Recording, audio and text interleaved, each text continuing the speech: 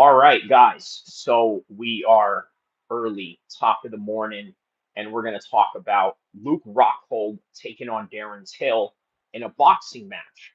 Also, in that same card, you're going to have Misfits boxing card altogether.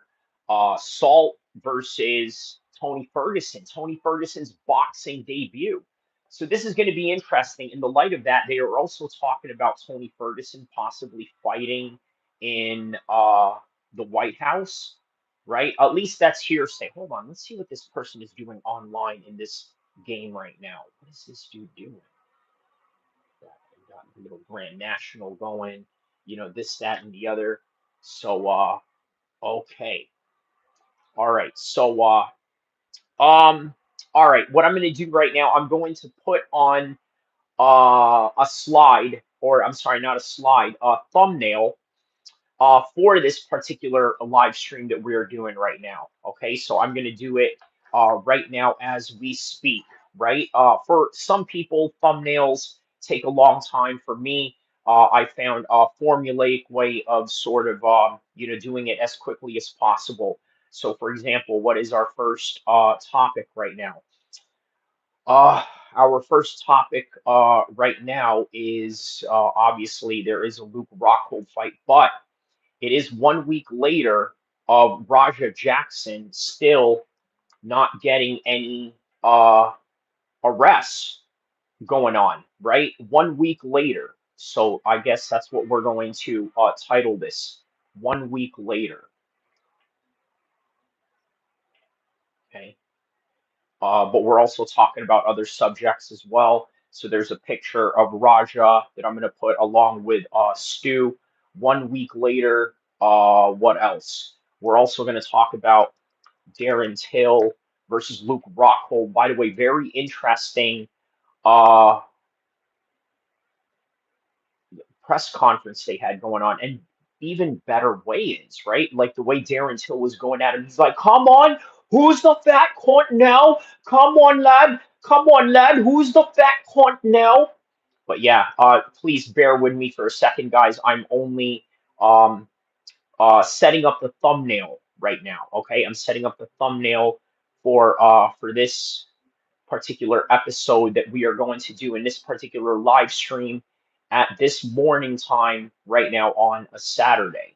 So yeah, please, excuse me. Ring of Thrones, that is what they are going to call it. Okay, that is the name of the event.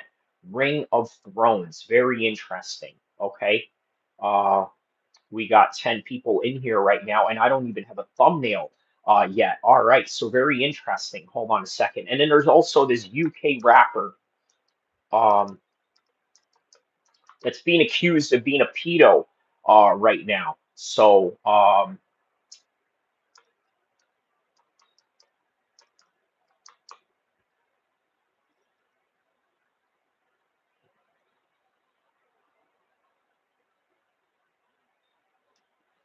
okay, is this Dutch Valley?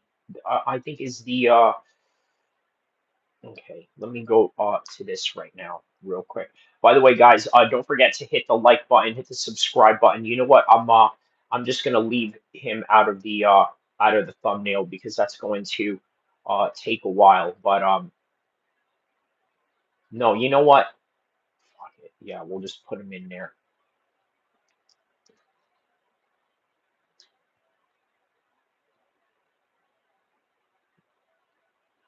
Marty Miller, he says, "Yo, what's going on, my man?"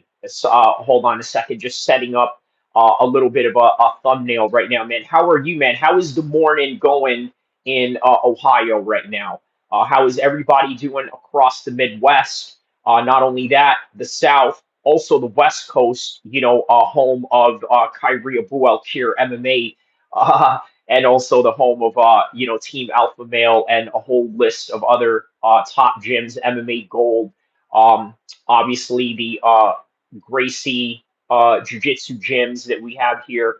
Nate Diaz is all of that, man. California is definitely a good brother. It's cooling down, starting to feel like fall. Oh yes, yes.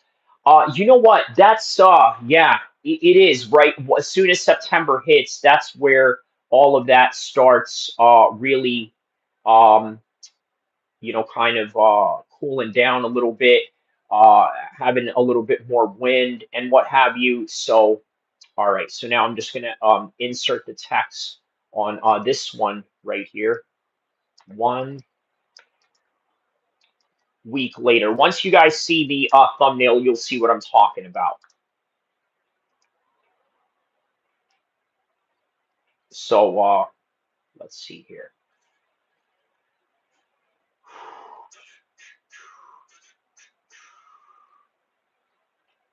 All right. Let's see here.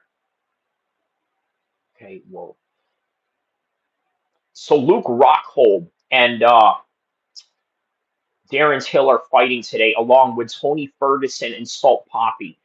Listen, I'm gonna be honest with you guys. I don't know. I don't think I'm gonna go live for that one. I don't know. Maybe I will. Maybe I won't.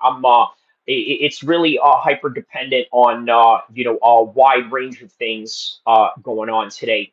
But what I will do is this live stream right now. And as far as this live stream goes, we are going to cover all these topics, including the fight itself, because I am going to. Let's see here.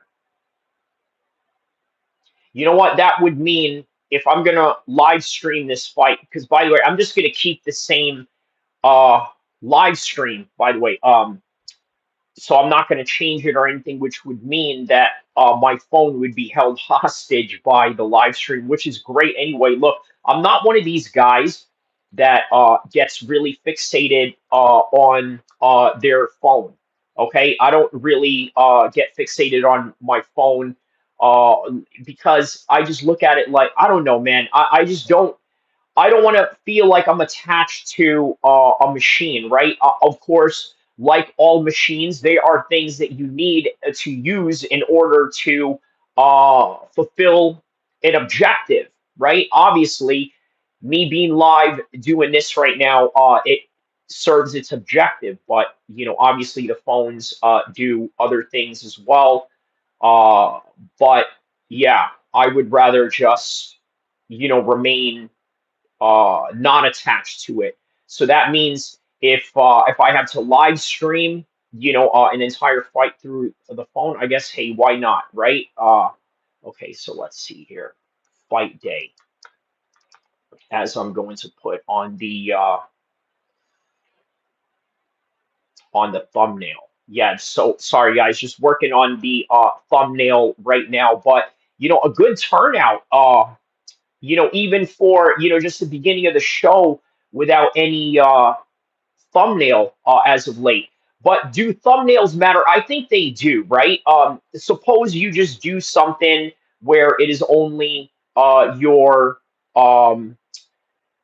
your I guess live feed that you have within the picture or the video, right? If that is all that you have going on, maybe it's not as attractive as if, let's say, you were to put on a poster or some sort of indication that, yeah. Oh, wait, let me read some of the comments here. Marty Miller says, Luke and Till have really made it look like they hate each other. Well, I think they actually really do. I think there is true animosity right there between them that should not be underestimated by a long shot. Darren Till is a volatile personality. Luke Rockhold, for one, is a personality of his own. And by the way, a person that can sometimes be very unlikable to many. Of course, obviously, Khabib likes him for the reason being that Luke Rockhold knows how to behave around him. Uh, they share a commonality of being training partners. But obviously, Luke Rockhold is nothing like Khabib in any kind of degree, right? Obviously, Luke Rockhold is a very self-centered man, something that you would need to really have in order to be, I guess, somewhat of a male model, from what I understand, is what Luke Rockhold does. So, on any degree, yeah, let's get this party started right now because yes, I got the thumbnail going. Boom. Boom. All right. So now we're just going to upload this into YouTube, and then yes, we're going to have an even better turnout because it's going to have an attractive thumbnail. So, all right, let's get on with this right here. By the way, guys, hit the like button, hit the subscribe button, and everybody around the world, let me know what part of the world you are from. Okay, so more comments here. Drizzy Goat says Rockhold and Ferguson stink at boxing. I agree, right? Luke Rockhold had no idea about the culture of boxing when he was in there at the Floyd Mayweather gym. He walked in there barefooted, which, by the way, is very strange to a lot of boxers, and they don't know who you are from a can of paint, right? So they don't know you from a can of paint, so they're looking at you like, who is this white dude over here walking around with without his shoes and all that, right? They don't know that he's a world class mixed martial arts fighter, that it's normal to walk around with without shoes in an MMA gym. So Toxic Gameplay says, do you think you can still fit your dress blues? Um, Yeah, yeah, I think so.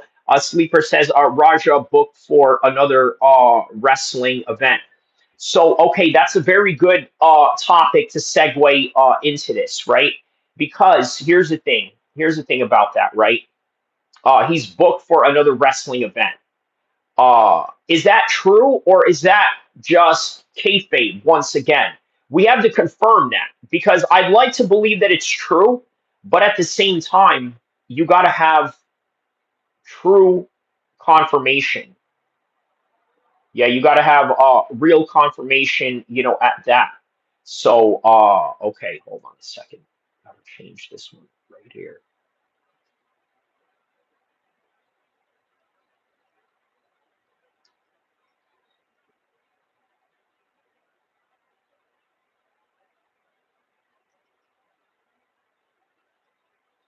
All right, here we go. Okay, so Toxic Gameplay says Nick Fuentes went off on Raja. He did. He went into the racial undertone, right? Uh, yeah, that's what it was. Nick Fuentes ain't even white though; he's Mexican. So listen, a lot of Mexicans have white heritage in terms of being Spanish. Okay, so for example, here in the California prison politics and the system of the gangs, the Mexican mafia is actually affiliated with the Aryan Brotherhood. You understand? Like that is an alliance that a lot of people don't understand about California. So when you're saying toxic gameplays that it's legit. Sleeper says that it's legit. The wrestling event in San Diego. Wow, that is crazy. There's going to be a lot of backlash on that, but you know what? That's exactly why they do it, is to once again generate heat, as they say in the pro wrestling business. Okay, it is merely to generate heat, and I think heat is exactly going to be generated from this particular move of that wrestling organization, which, by the way, is absolutely deliberate. There it is. Finally got the thumbnail up right now. So the other subject, obviously, is that there's this UK rapper right now that's being accused of, of being a nunce. Ooh, let me turn off his music here before it gets copyright struck. This guy named Dutch Veli. Okay, he's accused of being a pedo right now. So we're gonna find out what is pedo nunce. We'll end up.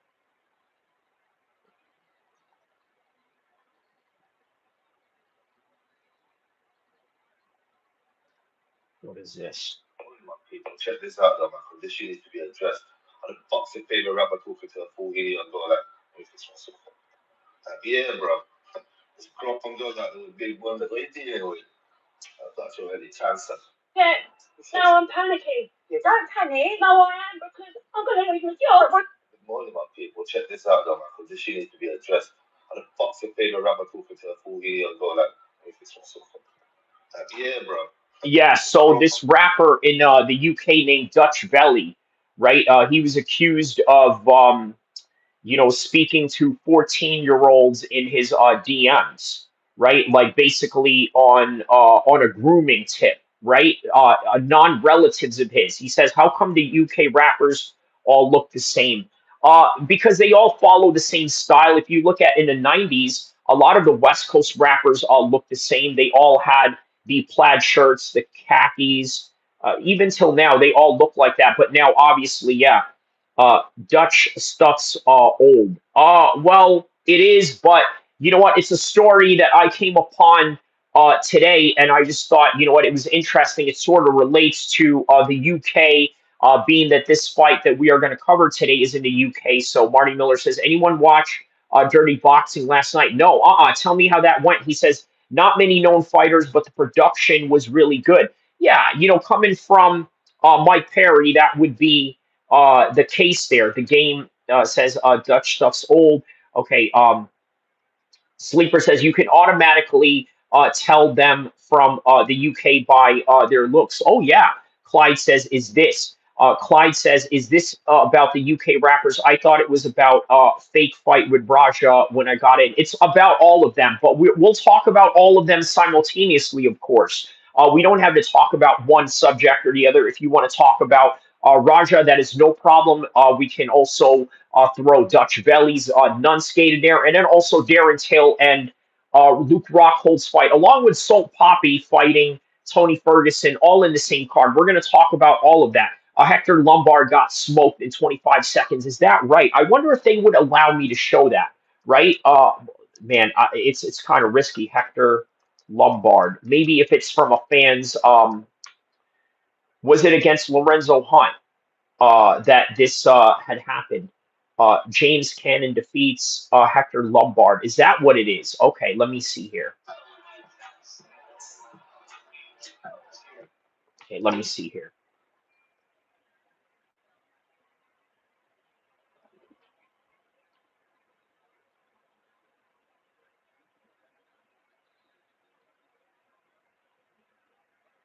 Okay, that's it, right? Oh wow, yeah. This dude looks like a created player in a UFC game, right? His dreads and everything. It has sort of that generic look to it. No, the dude's last name was Cannon. Yeah, yeah, James Cannon. Yep, yep. You should be able to. It was on free YouTube. Okay, okay. Yeah, Dirty Boxing was pretty lit last night. Raja got to appear at Raja just gonna appear out of nowhere. What do you mean by that? Like appear out of nowhere? Like, do you mean at a wrestling show? Do you mean at a next podcast or a possible live stream of some sort? I don't know if he has a YouTube, right? But obviously his YouTube is not what is in jeopardy right now. Clyde says, like WWE. Marty Miller says, yeah, he was a real long southpaw. That's Mike Perry's Dirty Boxing. Yes, I believe John Jones also owns it as well, right? Game says Guru and his racist fan trolling Rampage.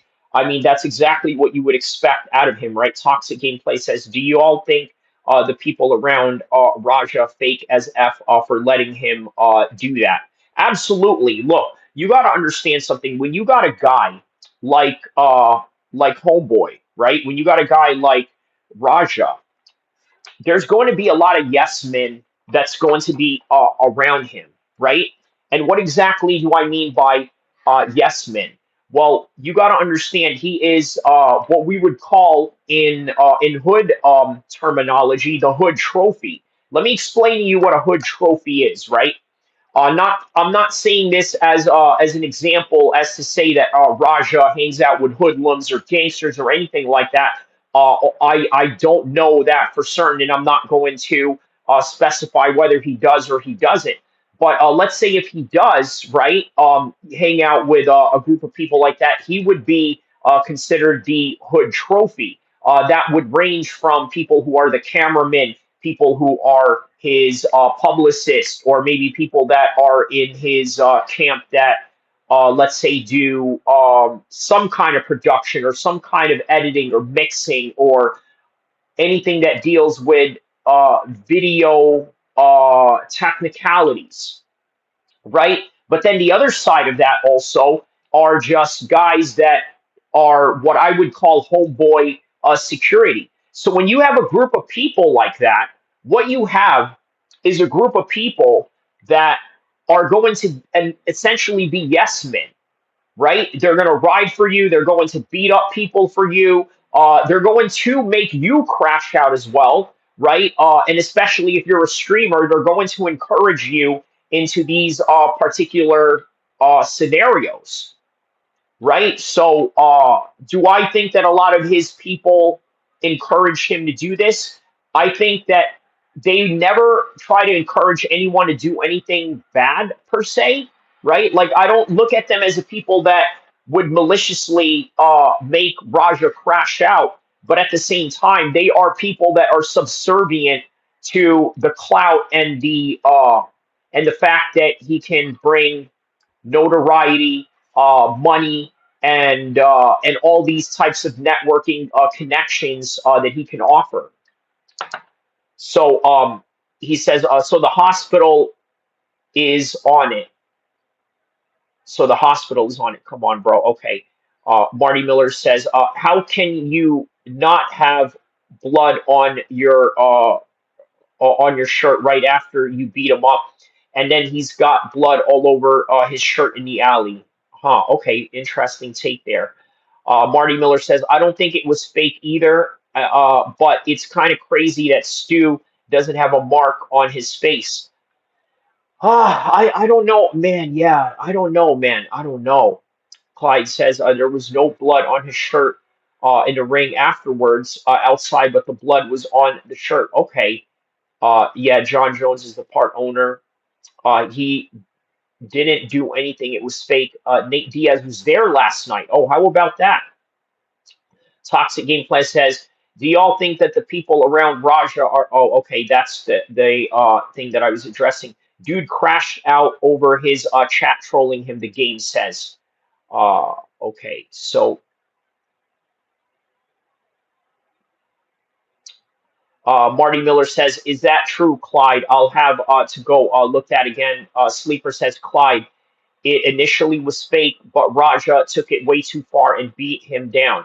The game says, why would he want to be banned from streaming? Sleeper says, Clyde, you're fake, lol. Oh, okay, man, a little bit of some uh, what do you call it?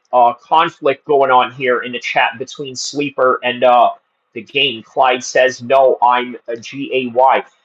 You know what, man? I'm not here to put anyone down for their beliefs, but I don't know if that's something you'd want to admit online, right? And if you're kidding, man, let me tell you, that's going to be permanent forever. That's going to be on the internet forever, Clyde, right? But obviously, you are an anonymous person, right? You are one of those users that don't have a screen, a face or a screen name or anything like that. So, yeah, no one can know you from a can of paint. So I guess it's okay. Sleeper says there's literally a video of him leaking blood while he was on the floor in the ring. LOL. Game says Sleeper exactly. Look, this isn't fake, right? Usually, there's a lot of people that will say, "Oh, you know what? Such and such is fake, or this is fake, or this never happened, or this, that, and the other." I'm not one of those people that ascribes to that. Let me explain why, right? The reason why I don't ascribe to those particular theories, okay, is because I know and understand real violence and the variations of it. Okay, now, why is it that Stu bled or did not bleed, or why? I don't know. I can't explain that only because I wasn't there. So, not being there, I can't explain these small details as to, okay, why he doesn't have blood on his shirt after the fact, or why is it that Raja had blood on his shirt after the fact. I can't really specify one way or another. Sleeper says there's literally a video of it. Yeah. Okay. So that was the last thing that I had read right there. Okay. So man, let's hear what Luke Rockhold and what's his name, Luke Rockhold and Darren Till's press conference. I think there's some interesting takes that you can take from that, and then the weigh-in as well. So what the weigh-in was yesterday. What time is this fight anyway? This fight between Darren Till and we're gonna find out. Hold on a second here.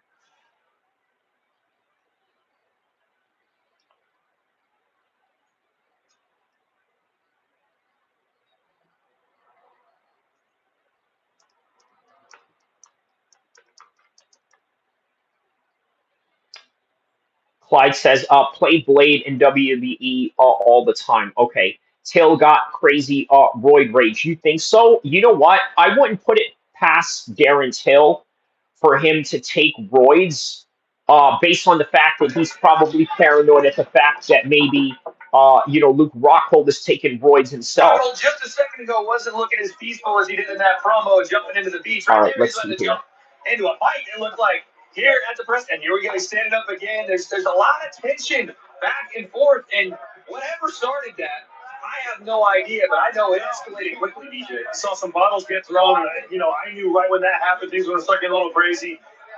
Looks like it's calmed down a little bit. Hopefully, we can throw it back down there soon. We can get some promo. I heard some foul language there that we'll apologize for again. Now, Dylan Dennis is out of his seat, and we know that at least out of all those people, Dylan Dennis is a provocateur, right? He is okay, so fighter, but he's someone that when the tensions start rising, so Dylan Dennis is also fighting in this card, right? Sleeper says I'm in Phoenix, so 10 a.m. Are we the same time as Phoenix? Let's see. I would be happy to go into MMA and kick Dylan Dennis a couple times. So it was interesting to meet Luke. Okay, so 3 hours. That's in 3 hours, Sleeper. I got it. Okay. Tell me what's going on down there. Folks, welcome back to a very heated and electric press conference for X Series 22. I want to take it first to Mams and KSI. Things just popped up in a big way. How are you guys doing? Honestly, all right, here we go. Sleeper says, remember when Mike Perry beat Rockhold and made him quit? Oh, yeah. Yeah, he absolutely made him quit in that one. Let's just be relaxed a little and just get our words out. Luke, hello? Your coach told me yesterday that you're a closet child. Do you know coach is Game says, roids or coke, LOL.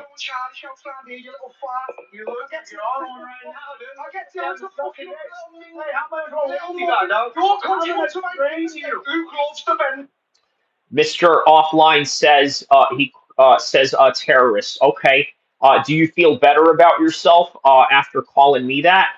But I guarantee you, you wouldn't say that to my face because that's exactly what would happen if you were to say that to my face.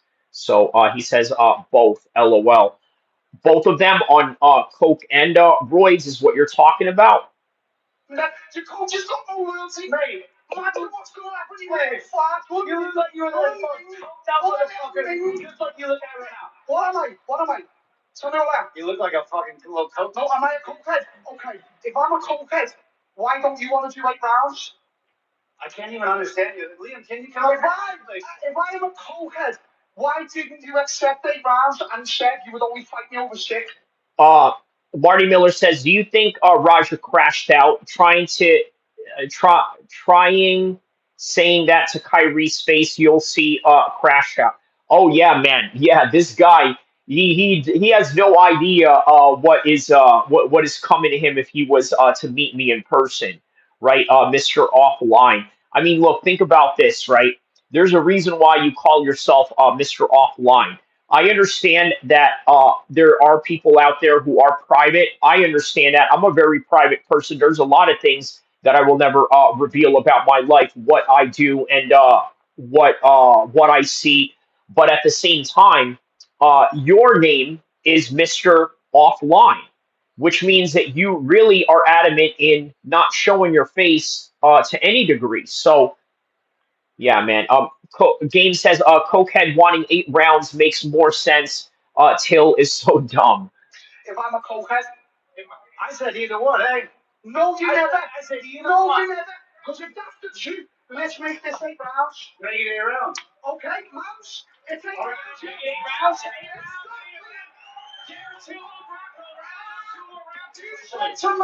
8 rounds. Is this the first time? Are they really doing 8 rounds in this? Right, this might be the first time that I've ever seen somebody change the rounds within the sanctions of the fight week. Very interesting turn of events, really. Pull out the fight if it was 8. I'm ready for it. Hey. So who's the cokehead? You muppet! You muppet! You bloody muppet! Oh wow, there's some throwing going on. You can't show me that you're a cokehead. We'll get back for both cokeheads. We'll get back to Darren Till, Luke Rockhold in a moment. Jimmy, this fight's not 8 rounds or I won't be fighting. You didn't want to do 8, so who's the more prepared? Who's the more prepared? You're not ready. You're not ready, dickhead. You're not ready. You're not ready. You're not ready. Dickhead. Hey, UK guys love using dickhead. You know, like I don't know, man. It's not really anything. Look, they use dickhead when they are fighting someone, right? Like American guys never use dickhead when we're mad at anyone. At least not USA hood guys would never use dick. I've never heard a USA hood guy in the East Coast or in the West Coast say, "Hey man, you a dickhead." I never heard that, but I heard that in a British voice, in a British ghetto voice, like, "Oh, you dickhead, you freaking dickhead, man." You know what I mean? Like I hear it in the hoods of the UK, but not in the well. You know what? In white American circles, yeah, they'll definitely say dickhead. You know what? I don't like James. James is an absolute idiot and a dickhead, right? They will use that in a context. So yeah, just different ways of how Americans and British sort of express themselves. I mean, express themselves in a different way, or let me get in a little bit of a posh posture to it. You know what I mean? It's more of a sophisticated way of expressing oneself. All right, well, there we go. How are you doing? This time, all right, now let's go back to the hood English of Liverpool, England. You freaking dickhead! Everybody wants to hear from the DAZN guy right now, don't they? D-Head is the UK's version of Buster. Okay, is that what it is? Okay, yeah. We definitely use Buster a lot in the West Coast, right? Especially when we are, speaking unfavorably of someone. So he says, "LOL, we're both cokeheads. We're both cokeheads, mate." Yeah, cokehead wants 8 rounds. It makes more sense. It's so dumb. Dolzer says hi. Yeah, for real. I would just tell you. D-head to a Britain is cunt to Ireland. Okay, yeah, obviously, but they use the C word a lot too in the UK. But I guess it's also both Irish and British at the same time. Okay, yeah, fair enough. Are you picking Till? I am picking Till. And let me tell you why I'm picking Till. Right, whenever there's a boxing match between an American MMA fighter and a British MMA fighter, I'm going to favor the British MMA fighter. Okay, because if you really look at the full context of their MMA game, Luke Rockhold is the more well-rounded guy. I don't think he has better kicks than Darren Till, but his kicks are good enough to match with Darren Till. His takedowns and his grappling is certainly better than Darren Till. His wrestling and submission is certainly better than Darren Till. But when it comes to boxing, guess who's better at it? It's Darren Till. And guess what kind of fight they are at a boxing match. And just like the game right now, he's saying Luke Rockhold is washed, and this is the reason why Marty Miller is picking him too. Marty says Luke has a good cross and a good check hook, but I just don't think he's going to do very well. Well, think about it like this, right? Who has boxed more in their younger days than one or the other, right? Would you say that Luke Rockhold?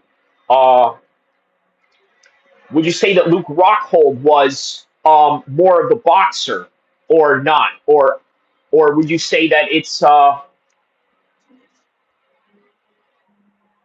Grand National, Grand National, Grand National? By the way, this is the same area in the real life where um, Rockhold and Taylor go into fight at. Like literally within the northern parts of England is where this stage takes place at. But okay, just wanted to show you guys that for a second. So yeah, Luke is a kicker and a grappler, correct? But it is Darren Till that is the boxer here. Now, who among them from their younger days had longer, training in boxing? I think it's safe to say it's Darren Till, isn't it? It's safe to say Darren Till is a better boxer, isn't it? Sweet Regal. Yeah, Sweet Regal. What do you mean by that? Explain that One expression. thing, this is without doubt the best card we've had since Prime October 2023. You do not want to miss it. You don't want to miss this. But just tell you this, it's exclusively live on the Zone worldwide. We start at 6 p.m. We've actually just started now. We start 6 p.m. on Saturday night. So birth injuries are cases. All right. So there's a little commercial there that I have to skippity doo. There we go. Fine on the Zone. Hey, Callum, quickly before we take it to the fighters, your reaction to this? Oh, our Grand National is basic. Oh, okay, that's what you meant, Sweet Regal. Got it, got it. Yes, yes. Sorry about that. Yes. One 3 years ago. Great to see him come through, but I'm in awe of the Big MMA. Boars MMA says hello. Shout out to Big Boars MMA. So it was Big Ink MMA. Now it's Big Boars MMA. Huh? I like it, man. I like it. Always representing the Muslim Dagestani fighters, right? Hey, what do you guys think, right? Let me know on the chat below, right? Could I be the English American speaking voice for the Dagestani fighters, right? Because every time I'm in the chat, they're always saying, oh, Khabib or Islam or Kamzat or the Dagestani BJ Penn or the Dagestani Mark Hunt, or this and that, right? If that's the case, man, listen, I will play up to that role, brother. Listen, brother, it's okay. We play that role. It's okay. But guy, Kyrie is going to be our English speaking voice because, brother, we don't speak English very good. But this Kyrie guy, okay, he's very good in English. He talk trash to you and he gonna smash you verbally and you'll do absolutely nothing about it. Okay? So please shut up, like and subscribe, and please join the members stream only for more Russian newsman accent. Yes. Yes, absolutely. Send resume to Khabib. Hey, you guys seen this? Yo, he says, hate love. Salam alaikum. I'm also Muslim, brother. Hi, bro. Good seeing you again. Great seeing you as well. Hate love. By the way, very interesting name right there. Dolazoster says, no worries. Yeah, the Grand National is basically a Buick Regal on steroids. Yes. So let me know what part of the world you are from, Dole Zader. And then hate and love. Let me know what part of the world you are from as well. Marty Miller says, "Have you seen how big Islam is looking?" Yeah, man. He's he's looking like Kamzat right now. So it's going to be a much more difficult fight for JDM than what a lot of people think. I mean, a lot of JDM fans are obviously going to differ, but that's the beauty of the fight game is that we can differ before the fights. We can give our analysis and our takes, but by the end of the day, it is those two gentlemen that have to be in there with each other and face each other and face the demons of whether they had trained enough or not for this particular event. So Amazing. And look, I'm going to put shout out to our sponsors. Thanks to Fuel.com, Oosh, And of course, Boohoo Man, check out for our new merch collection. But no one wants to hear that right now. Continue with this wonderful press conference. But let's kick it off with the most polarizing man in combat sports. He's returning to X Series. It's Dylan Dennis in the first ever Mizfits MMA bout. He meets What? Hold up. Hold up. I simply can't wait for. Did I hear that right? It's going to be a Misfits MMA fight in a boxing ring. Wow. Oh, that's crazy. Okay, so Craig Jones can't help JDM wins by whatever he wants. Correct. Yeah. People look at this, Craig Jones thing like, oh, Craig Jones is going to, help JDM. Oh, Craig Jones is such a Chad. Oh, JDM is such a Chad. He's the real Chad who's going to destroy the Muslim, invader. All this other stuff. Yeah, it's MMA in a ring. Very interesting. That is a very interesting event. Dolzatter says, yeah, I think it's going to be a disaster. Hate Love says, I'm from the UK, but I am Pakistani. All right, man. I love my Pakistani brothers in the UK, man. Shout out to Hamza Shiraz, by the way. The hate was actually a nickname I always had as a kid. I was always too nice and I hated it and it just stuck. Okay. Akuma says, what the F? It's,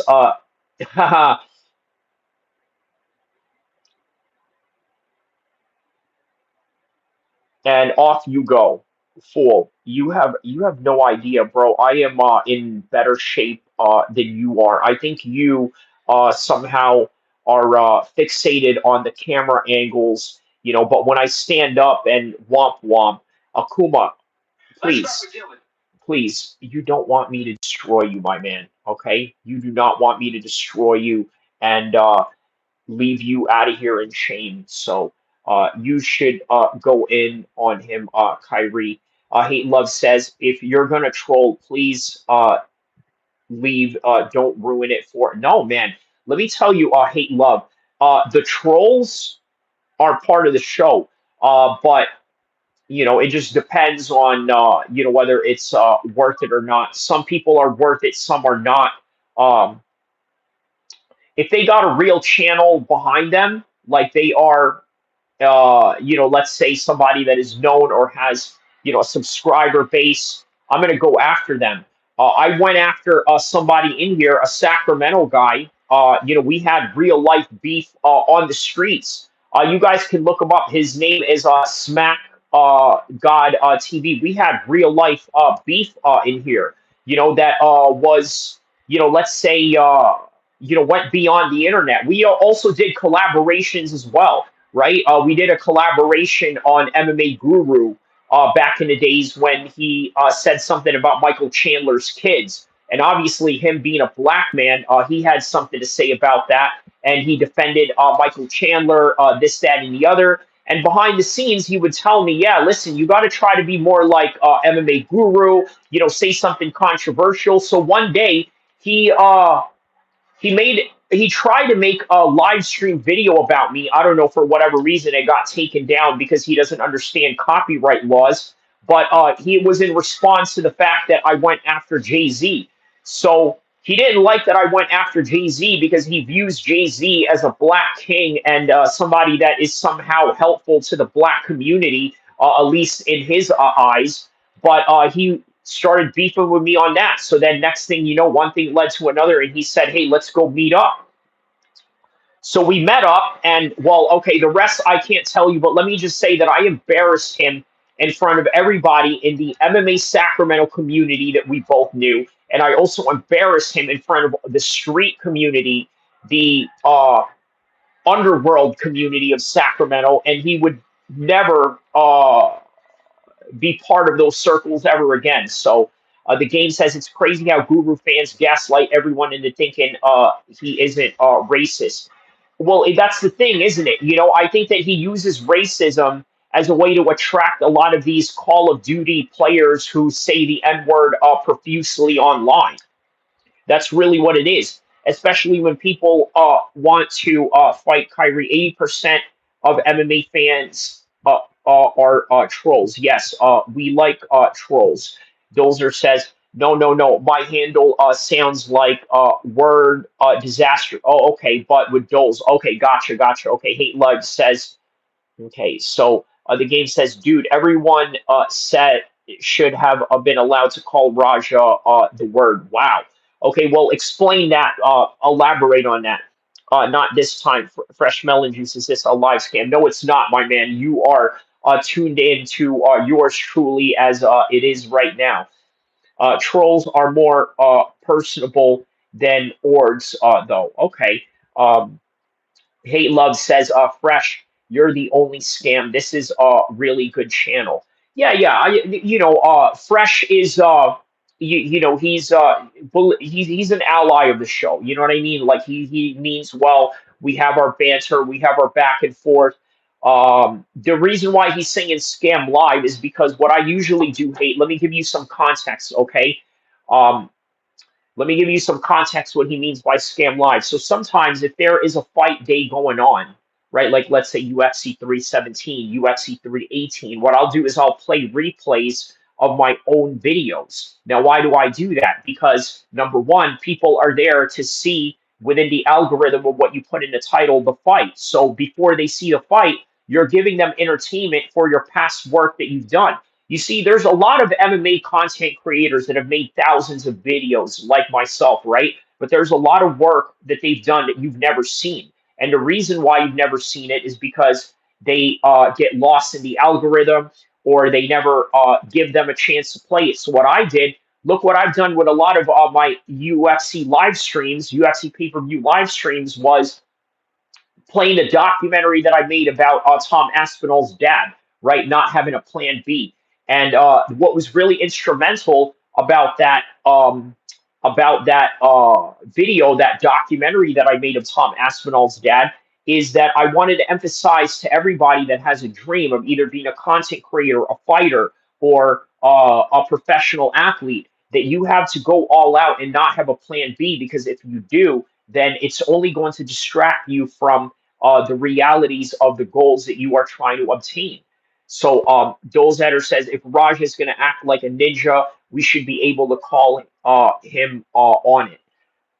Well, here's the thing, right? I don't agree with using a racial undertone to describe the mishaps of what somebody has done. And the reason why I don't like that is because it opens doors for different types of racism, right? And it's just not a door that I want to address. Now, look, man, um, have I fought people of different races before? And when I mean fought, I don't mean in the ring. I'm talking about like conflict outside, right?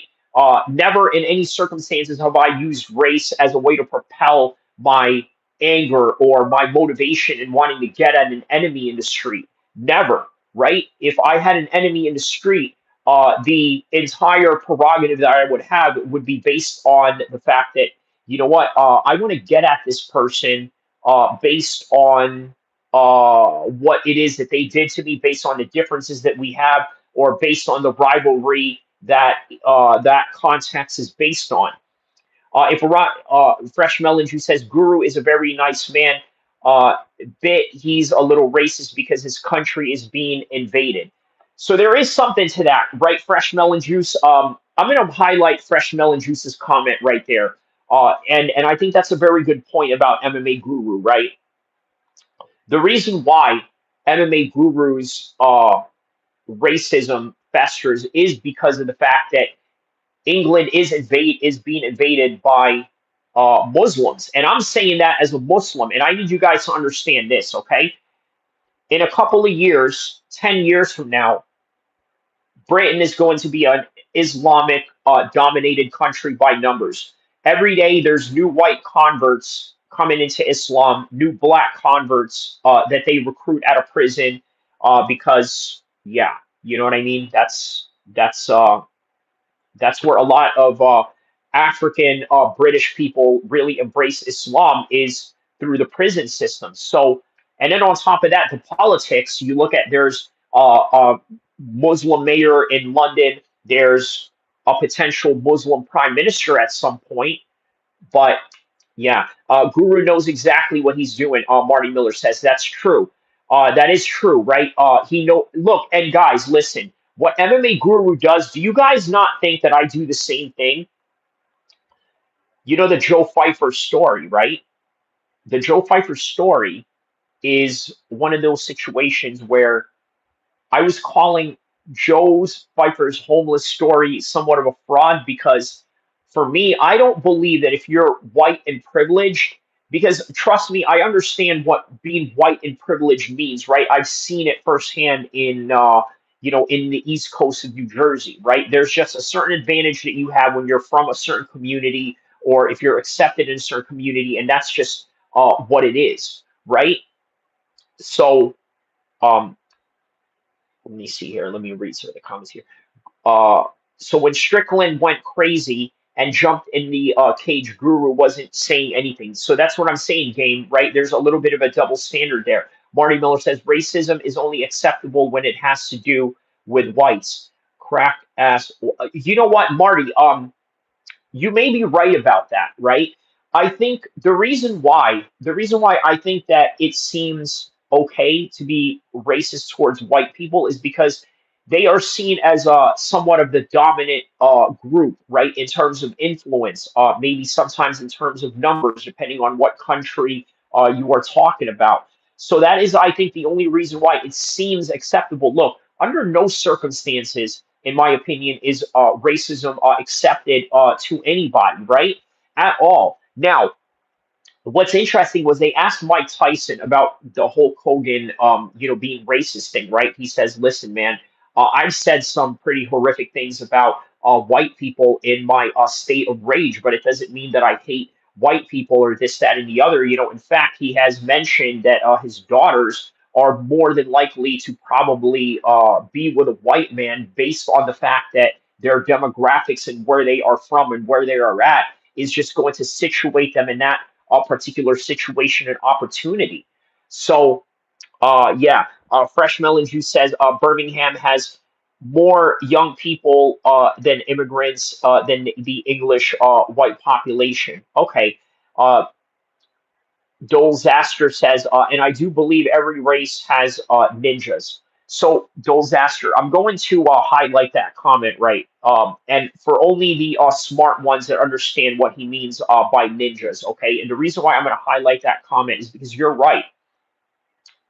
The Irish have ninjas as well, right? In the context that we are talking about, right? There's a lot of criminal uh, glorification in Ireland, right? You see it with young Irish boys, right? The way that they dress, the way that they wear the tracksuits, they drive around the BMWs, right? The way that Conor McGregor was brandishing a Mac 11 out of his Ferrari, right? All of these things are within that circumference of things, right? Um, you look at obviously in South America, in Russia, there's a certain gangster behavior. So look, there's a certain masculine gangster behavior that is predicate that is prevalent in a lot of cultures, and for whatever reason, people seem to just okay. I have a good example for this. I got an Italian homeboy in the East Coast, right? You know what he said to me?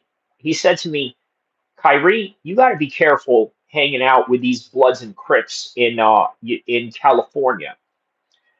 I want you guys to put in context, okay?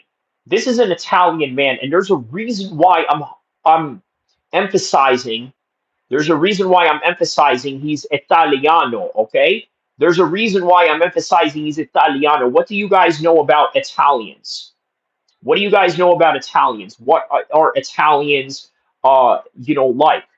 You know their history, you know their stereotype. This is an Italian man telling me to be careful hanging out with Bloods and Crips in California. Okay? John Gotti. Exactly, game. That's what I'm talking about. This is an Italian man. Look, this is a good friend of mine, right? This is one of my, straight up ride or die homies, right? But they are telling me, be careful hanging out with Bloods and Crips in California, says the Italian guy. Okay, Bean Shaman says they invented tomatoes. Right, right. Italians make great food, regardless, right? By the way, here's a little hot debate between Italian food, right? Well, I don't know if it's a debate. It's just something I made up in my head right now. When you eat spaghetti, do you prefer that you separate the sauce from the pasta, or do you prefer to mix the pasta with the sauce altogether? Me, I like them separated, kind of like that Offspring's punk rock song. You gotta keep them separated. Hey, hey, da, da, da, da. Oh, wah, wah, wah, wah, wah, wah, wah, wah, wah, wah. Dolzaster says a jabroni is basically an Italian ninja. Not to say all Italians are jabronis. Okay, Fresh Melon Juice says Italians are the immigrants who has fought in wars for most of the U.S. Correct, but Italians also had a bad sting to their name, very similar to that of black folks, right? Uh, so you dip it? No, I don't dip it. I just kind of eat it separately together, right? How can you have spaghetti without the sauce? No, I have the sauce with the spaghetti, but both eating separately, not mixed or yeah. So, um, but all right, let's go back to this um, press conference with Darren Hill and Rockhold. Dylan, you're facing Warren Spencer on Saturday. He seemed deeply confident that you're not going to be able to take him down. Yeah. He's a dead man walking. I think there's 2 days left on him. Okay, so preface, here it is. MMA in a boxing ring, okay? Just so you guys know. Remember, but I feel bad for the kid. He's going to be in the hospital. He's not going to be able to walk for about 2-3 years. His knees are going to end up fucking ripped apart. I just feel bad for him, to be honest. I hope he pulls out because he's going to be chained for the rest of his life. I don't think he knows what he signed up for. There's a lot of guys up here that said they could fight MMA, but when the contract came around, they all ran. So Darren fought now, so I respect him, but Rockhold turned it down. Tony turned it down. Everybody else turned it down, so no one wanted to fight me. So fair play to Dolzaster says, there's no you or C in spaghetti at game. Okay. Fresh says I eat the flour, water, and eggs separately. Okay, Fresh. I think he's sort of taking a dig at me right there. I think Fresh is my number one troll, but he's like a friendly troll. He's like a friend amigo troll, right? You know what I mean? But yeah, I think he understands my humor, and I think I'm an easy target. I think I'm an easy target for people to troll, right? If you look at me, right, you're thinking like this jolly dude with a beard and this and that. But at the same time, it's not that easy to get at me, man. You know what I'm saying? I will get at you at the hardest way possible and make you eat your words. So be careful and thread carefully with me because there have been a lot of trolls out here that I've absolutely demolished, right? They probably went and themselves somewhere after I got done with them. This is why Raja crashed out the game. Very clever. It says doesn't like pasta. Melon Juice doesn't like pasta. Okay, now we're getting a different wide range of conversations here in the chat. So yes, MMA in a boxing ring. Okay. He's a dead man walking. I'll fight you right now. Do it right fucking now. Let's do it right now. Hey, boxing. You don't get paid. You got somebody to fight. You alright? That's my dick. Dude, it's your thing in the bottom game, motherfucker. My dick, then I bend you over and fuck you dirty. Oh my goodness. Hey, Luke. Well, I came to the bottom turn game after you fucked her. I apologize for the language. Again, I'm just a little sewer rat. So you know what the fucking fuck up. Let's take it to Warren Spencer. The mechanics. 40 years old with fucking blonde hair, bro. There's a lot going on around you, but the reality is on Saturday night you enter an MMA match with a true submission specialist. Yogi says, don't speak ill of Raja. Didn't you learn? Did you guys see Dirty Boxing yesterday? Only that one highlight, fresh of Hector Lombard getting knocked out by Cannon. Till needs a translator. Yeah, he does.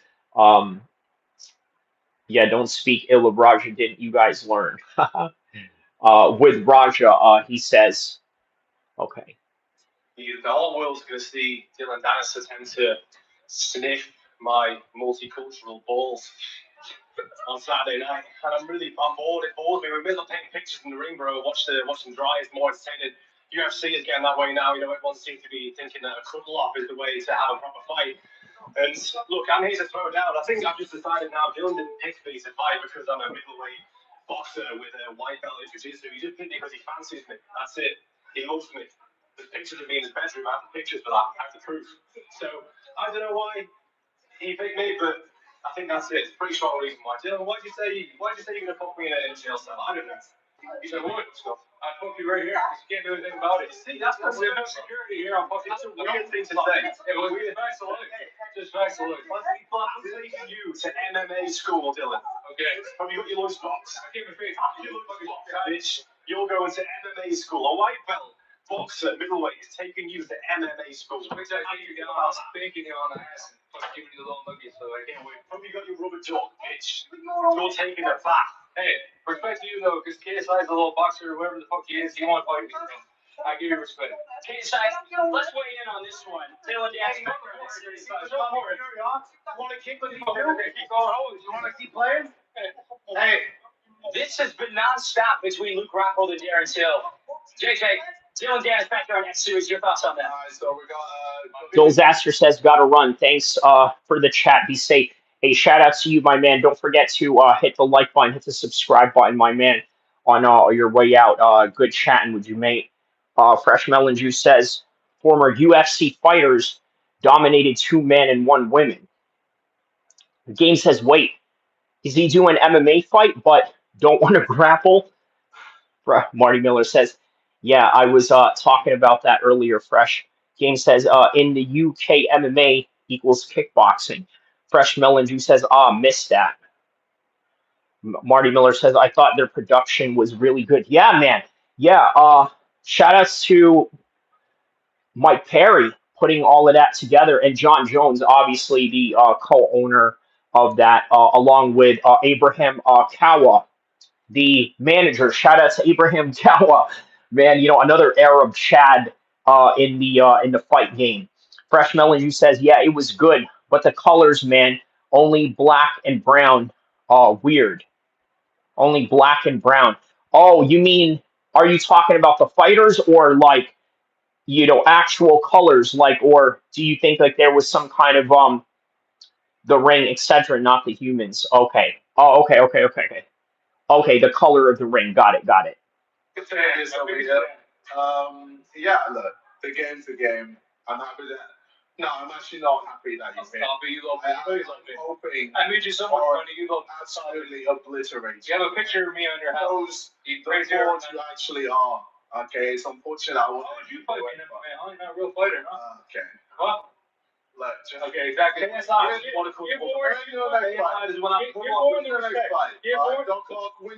Yeah, I like that. Right, he's calling out KSI in an MMA fight. Why wouldn't KSI take that fight? Obviously, KSI doesn't know Jack Diddley about MMA, grappling, or anything to that sort. So. Okay, what fight? This one? He's not an MMA fighter. No, he's not an MMA fighter. This is an MMA fighter sitting right here. You know who he's going to fight. What?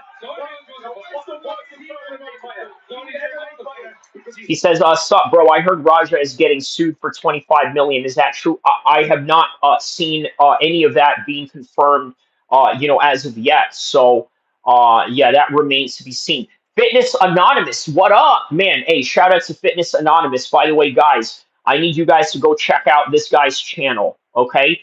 He's got a lot of great, tutorials on different techniques, especially dealing with footwork. By the way, Marty Miller, you always said how I taught TJ Dillashaw, his shuffle and, and his footwork and this and that, right? This is the guy that actually, helped me develop all of that, right? All the box jumps that you guys see me do in my training videos, all of that is influenced by this guy right here. But check out his channel, right? This is, you would not believe it by checking out his channel, but this is a guy that I know in real life, and he says, Assalamu alaikum, wa alaikum salam, wa rahmatullah, wa barakatuh. to you as well, brother. And yeah, please don't forget to hit the like button, hit the subscribe button, not only for this channel, but for Fitness Anonymous as well. So, all right. So back to the press conference that happened 2 days ago prior to the fight. Um, you know, Tony Ferguson is boxing Salt Poppy, and then obviously Dylan Dennis is going to fight in an MMA ring against some unknown British influencer. Fitness Anonymous says, "Love you, bro. Appreciate your love. Likewise, my man. Likewise." Likewise, man. Inshallah, we will, do a collaboration one of these days, maybe at a capacity of maybe um, uh, live stream reactions, or maybe just a separate video of some sort, reacting to something. But you know where to hit me up. We'll talk about it in in privacy. Fresh Melon Juice says, Kazoon's height. I didn't hear anyone sneeze. I don't know what propelled you to wanting to say that, Kazoon's height, and in particular, I don't know why you were propelled to say that in German, right? So you're going to have to give me a little bit more context behind that. And no one sneezed, or I don't know what made you say that, but on any regard, fresh melon juice, whatever part of the world you are from, Guten Tag and Guten Morgen. Yeah, so here we go. He gets in the octagon and he throws down, he throws hands like a real man. That's why he's a legend. Look at Darren Till. Why has he got respect? Why is he a legend? Because he throws down in the ring and he said he trains. He likes to fight for real, likes to strike and take real risks. You don't. How many knockouts have you got? Tell me. How many knockouts do you have? 4. Against guys that are all knockouts. in Mexico. 4 KOs. Oh, he's 4 KOs. No knockouts. Don't worry.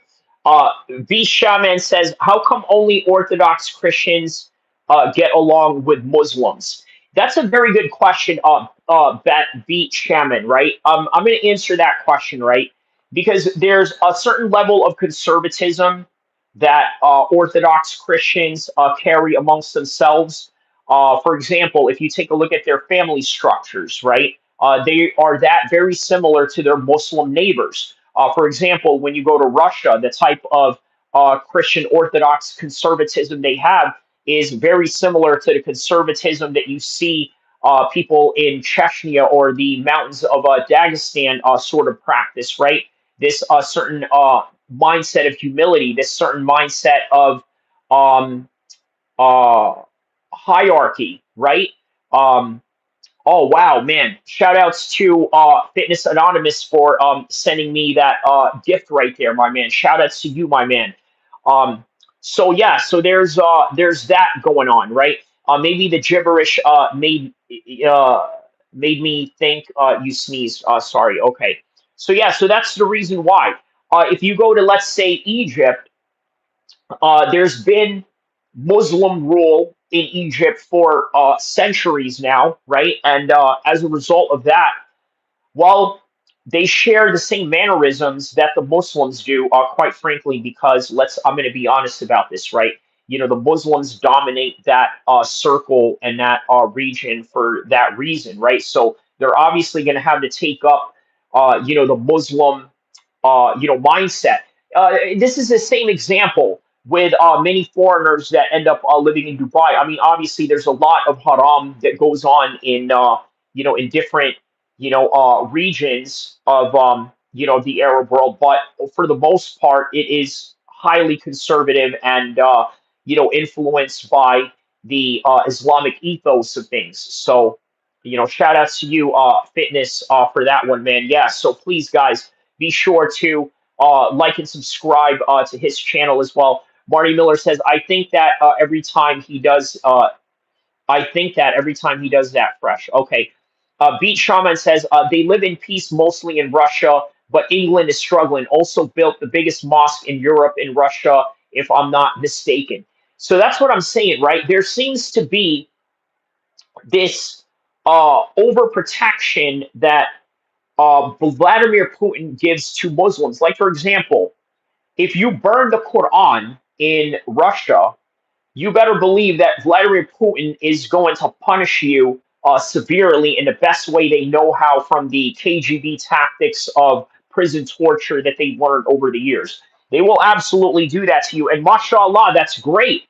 I give Vladimir Putin a lot of credit for this because here in the United States there was a Quran burning that had happened, and obviously Donald Trump is not going to do anything about it, right? But he will make laws, sort of outlawing burning the flag. So um, Lovebug says, "What are your thoughts on Wing C debut in BKFC?" I did not see that. You're going to have to give me more context on who he is and how did it go. I did not see that, my man. Yeah, French Alicious says, "I thought Putin was Christian. He is, but there seems to be an alliance that he has with the Muslims, and I'm going to tell you why. Okay, during the war between Chechnya and Russia, I'm going to be honest with you, the Chechnyans were, well, you guys watch MMA, all right?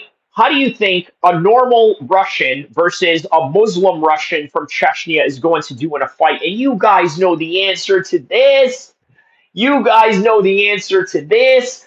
You know what I mean? Whenever you see a guy across the cage with a beard like mine, okay, you know that you're in for a ride. Okay, you know that. So it is no different in a battlefield.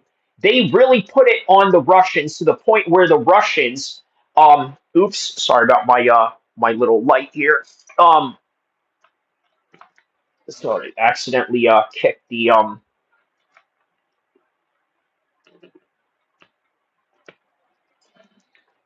All right, sorry about that. So what I'm saying is that in order for the Russians to survive, in order for the Russians to survive, they have to make men's or partnership or diplomatic solutions to survive as a state. Because if they continued fighting the Chechnyans, it would be disastrous for them. Look, the Chechnyans effed them up. Okay, to the point where, in order for them to survive, they have to make diplomatic relations for the Chechnyans. You look at the Chechnyans, look, they have a better standard of living than most normal Ukrainians, most normal Russians that live in, mainstream Russia, Moscow, and Serbia, right? Better living conditions. And part of that is because, I'm going to be honest, they are Muslims. There's a certain standard that has to be met when you're dealing with somebody that is of the Salafi Islamic Orthodox ethos of things, right? So that is the reason why they have a higher standard of living, and plus they get money and checks from Putin. Based on the fact that Putin knows they're going to be loyal soldiers. Look at the Ukrainian conflict. Oh my goodness, dude. I'm telling you, there are dozens of videos of dudes, in Russian BDU uniforms, in Chechnyan, special forces uniforms, doing serious damage to Ukrainians, and they all got beards like me. So this is the reason why. This is the reason why they have good relationships. Because look, this is controversial to say, right? But if you look at Afghanistan, right, the ruling party of Afghanistan right now, what did Donald Trump say about them? He said, "Oh, these guys are, they're very tough guys, very tough individuals," right? Sort of giving them a compliment, right? Why would he do that? Well, for the same reason why the U.S. is now doing diplomatic relations with the Taliban, and you heard that right. The U.S. is doing diplomatic relations with the Taliban because they did not want to continue on the bloodshed that was happening on the side of the Americans. So that is also for the same reason why the Chechnyans. I'm not saying that the Taliban and the U.S. are like allies in the way that the Chechnyans and Russians are. No, because they have a different relationship. They are neighbors. The U.S. and Afghanistan isn't. But what I'm saying is that when you push enough aggression, they have no choice but to sit you down at the table. Similar to the president of Syria, Mohammed al-Shara. This guy, I don't even want to mention his background and history. You guys already know where Mohammed al-Shara, the president of Syria, came from, right? Now, if you look at that background, you're like, wow, this is insane. He's the president of Syria. Yes, because whether you like it or not, maybe you agree with his ideology, maybe you don't. That's irrelevant to any degree, but they are a powerhouse to where they can reign a certain influence and be sat on the table, regardless of, let's say, yeah, the politics, that are involved in it. Well, Black Betty says, what happened in the second Chechen war? Uh, look. Here's the thing, right? Russia, whether you're winning or losing a war, and really winning or losing a war is so subjective, right? There are people out there that say that America won the war in Vietnam, and obviously there are many Americans that obviously say otherwise, right? Vietnam was, a victory for the North Viet Cong, right? But why on earth would somebody say that the U.S. had won that war? What exactly did they win? Right? Other than the fact that they defended Saigon from becoming a communist, stronghold. But yeah, well, Black Betty says they got annihilated by Russians. Okay, well, if that is how the history sees it, or depending on what side you ask, Gideon says freedom of speech doesn't cover defamation. You're okay, so I'm going to highlight that comment right there, Gideon. Okay, you're absolutely right about that. It does not cover defamation, because you could still get sued for defamation. Okay, so this is something that you have to be very aware of.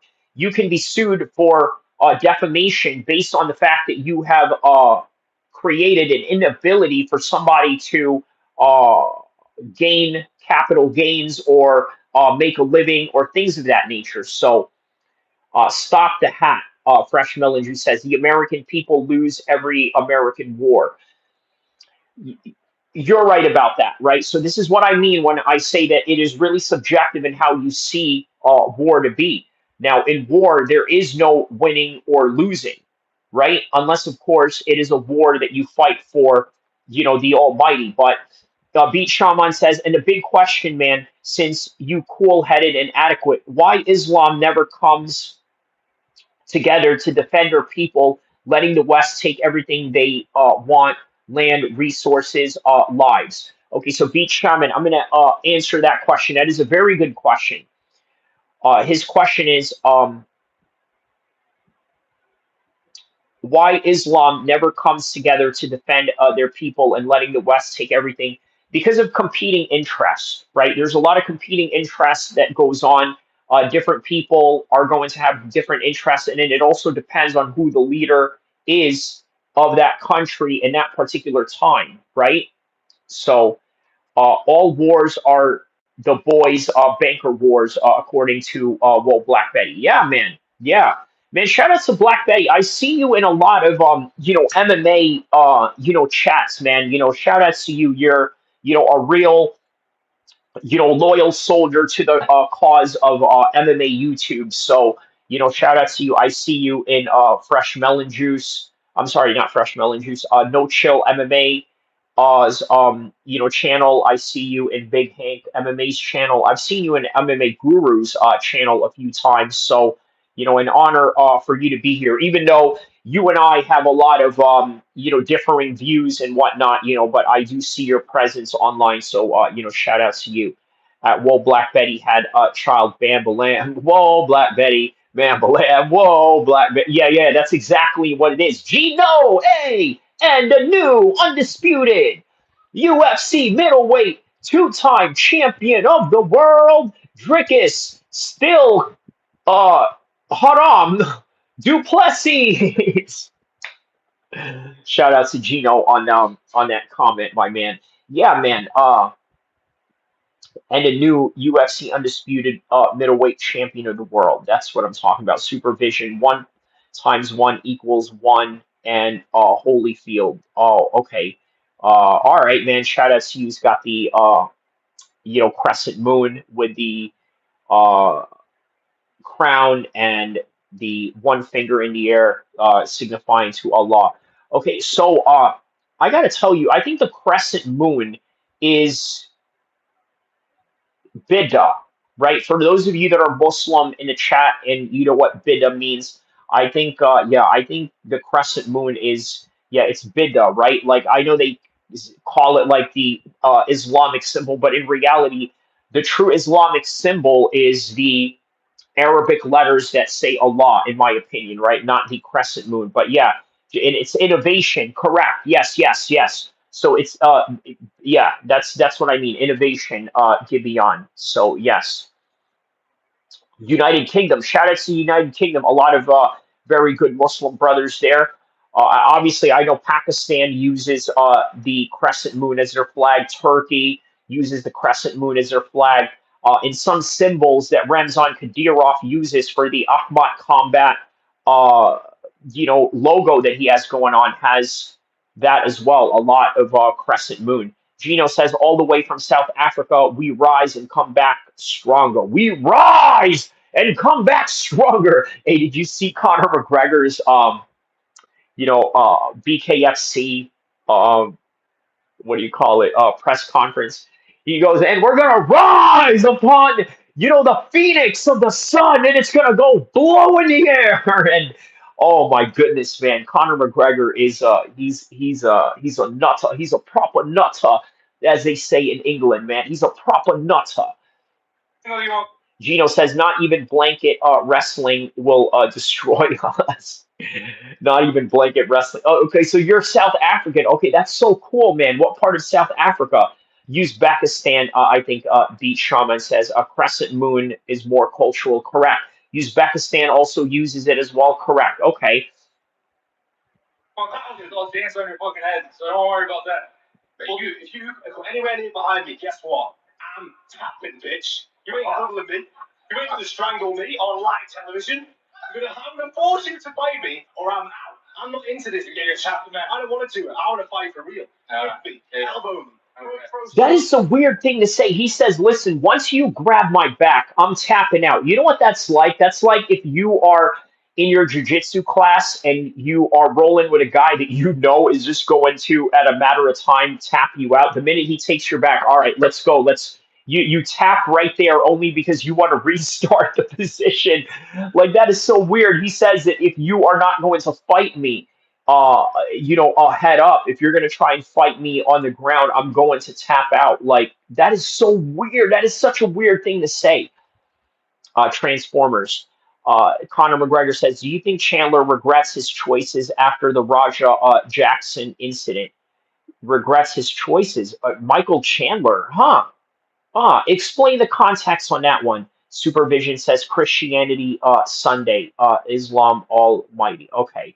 Marty Miller says he checked for return policy. Gino says soon there will be another South African in the UFC, and he might be even more dangerous than DDP. So watch out. Who is that exactly? Let me know. I like to, sort of vet some of these, upcoming prospects and see what they're about, man. Let me know, Gino, who you are talking about so I could look them up. Little sweet knee in there. Punch me. Fight me for real. Show, in fact, Dana White, you want to know when you're at UFC, right? UFC. Let's get Dana involved. Dana White said, if you can strike, he said, the end you got Dana White. That's what he said. That's the last little puzzle. Last little piece of your puzzle, bro. You have to strike. You have to show the world you can strike. Are you a complete fighter? Are you a Tony Ferguson? Are you a legend? And Ferguson does a lot of that was in Monaro rolls on over. Dylan, listen. What's up, old man? What's up, old man? How about I double your pay? I double your pay if you don't try to choke him out. You have to. Wow, how about that? Listen, he says, I will double your pay if you don't try and choke him out. I think that's kind of illegal as a promoter to do, isn't it? Right? I don't think KSI can do that as a promoter. Please, guys, let me know in the comment section below if you think that KSI can do that, right?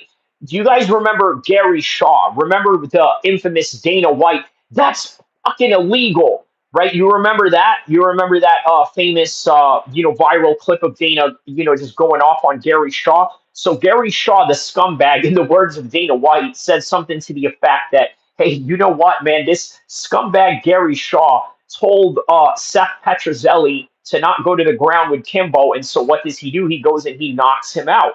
So as a result of that, he says that that is effing illegal, right? So is this illegal for KSI to tell Dylan Dennis to keep the fight standing, which is, kind of weird, right? It's an MMA fight in a boxing ring, in a boxing event, the lone MMA fight in a boxing card, and they're already trying to water down the MMA, which is weird, right? Jaden Smoke says, look up Taliesin Teixeira. Oh, yeah, yeah, top heavyweight. He's going to be uh, Membi of the the Mambia of the UFC. Butchered that NBA player's name. Oh, the Mamba of the UFC. Okay, you're probably talking about Kobe Bryant, maybe.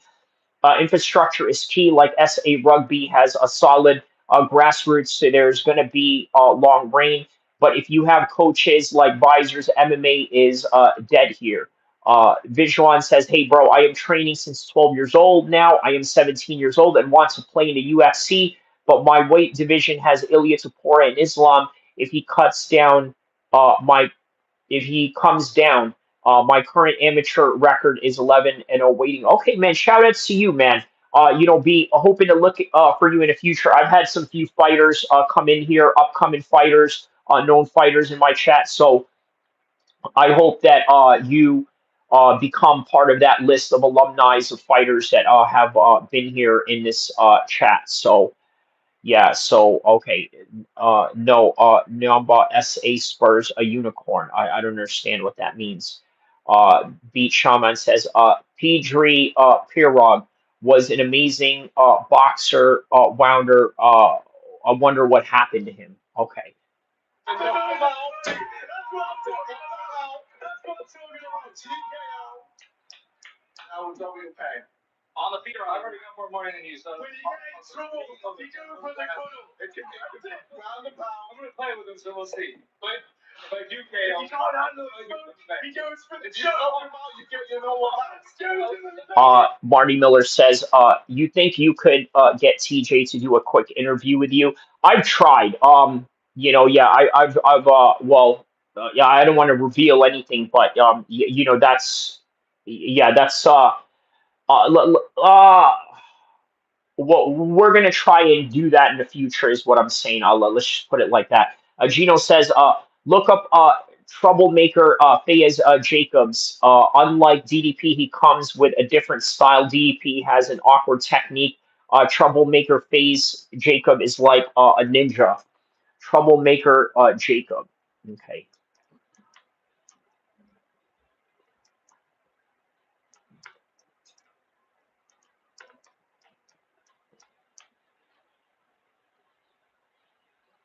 Okay, so this is the fella that you are talking about right here. Okay, very interesting. Okay, 12-6.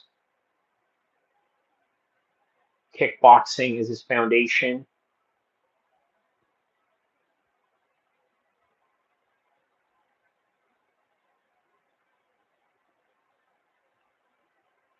Okay, potential. Obviously, in the developmental stages of his career, right? So yeah, man, shout outs to that fighter shout out you made. He says most average people think they can take these streamers that start doing fighting sports, but don't realize how much money and time goes into actually being able to fight that many rounds. I would say you're absolutely right about that, right? I think that a lot of people underestimate uh, Jake Paul based on that reason. Gino says Dricus Duplessis is South Africa's lion and troublemaker Fate Jacobs is our honey badger. Okay. Marty Miller is, you can't hear TJ with his face stuffed with garbage supplements. All right, whatever you say, bro. Gino says, watch the highlights, prepare yourself for the here and the hereafter. Okay. Only day of judgment shall be served. It says, Kyrie, what's up? Your setup over there. You just streaming with a phone? Respect. Yeah, man. Why not? Right? It's easier. It's not really a lot of work, and there's a lot of people out there that put a lot of production into their stuff, right? Like a big studio or this, that, and the other, and they don't do as many views as as I do, right? But I just try to make it professional in the way that I set up the content, like what we talk about or this, that, and the other. But, other than that, yeah, man, pray for peace. He says, yeah, I thought he had already been arrested. Mr. C, the informal spectator, no, he hasn't been I think I saw you commenting about him eating one of their fight recaps. Fresh Melons, you said, yeah, I couldn't watch it. It sucks because TJ is great at the podcast. Okay. Yo, it's a work angle, DB says. I don't know, man. I don't know, man. You know, uh, Getting your stream, removed like that, seems like a heavy price to pay for something, fake. Gibeon says, but you gotta upgrade sooner or later. Inshallah, of course. Of course. How come the UFC only goes for specific states? I live in Indiana, and it's really hard to find a good first amateur match for me because it's all backyards fight for Instagram and YouTube. But you know what, Jaden Smokes, if that is the case for you in Indiana, right? Maybe those backyard or street beefs would actually be a good platform. Sometimes probably even better than some of these amateur events out there, right? Probably way better than Camo, maybe, right? Gino says he had troublemaker face. Jacobs also have better grappling. His also one of the fighters who mostly trains and worships Allah. The fighter is religion is all he knows. Okay. So Beastman says for 20 mil a fight, I'll find plenty that will stand that long. All right. So back to the press conference. If I knock him out, you gotta play me in MMA then. If you.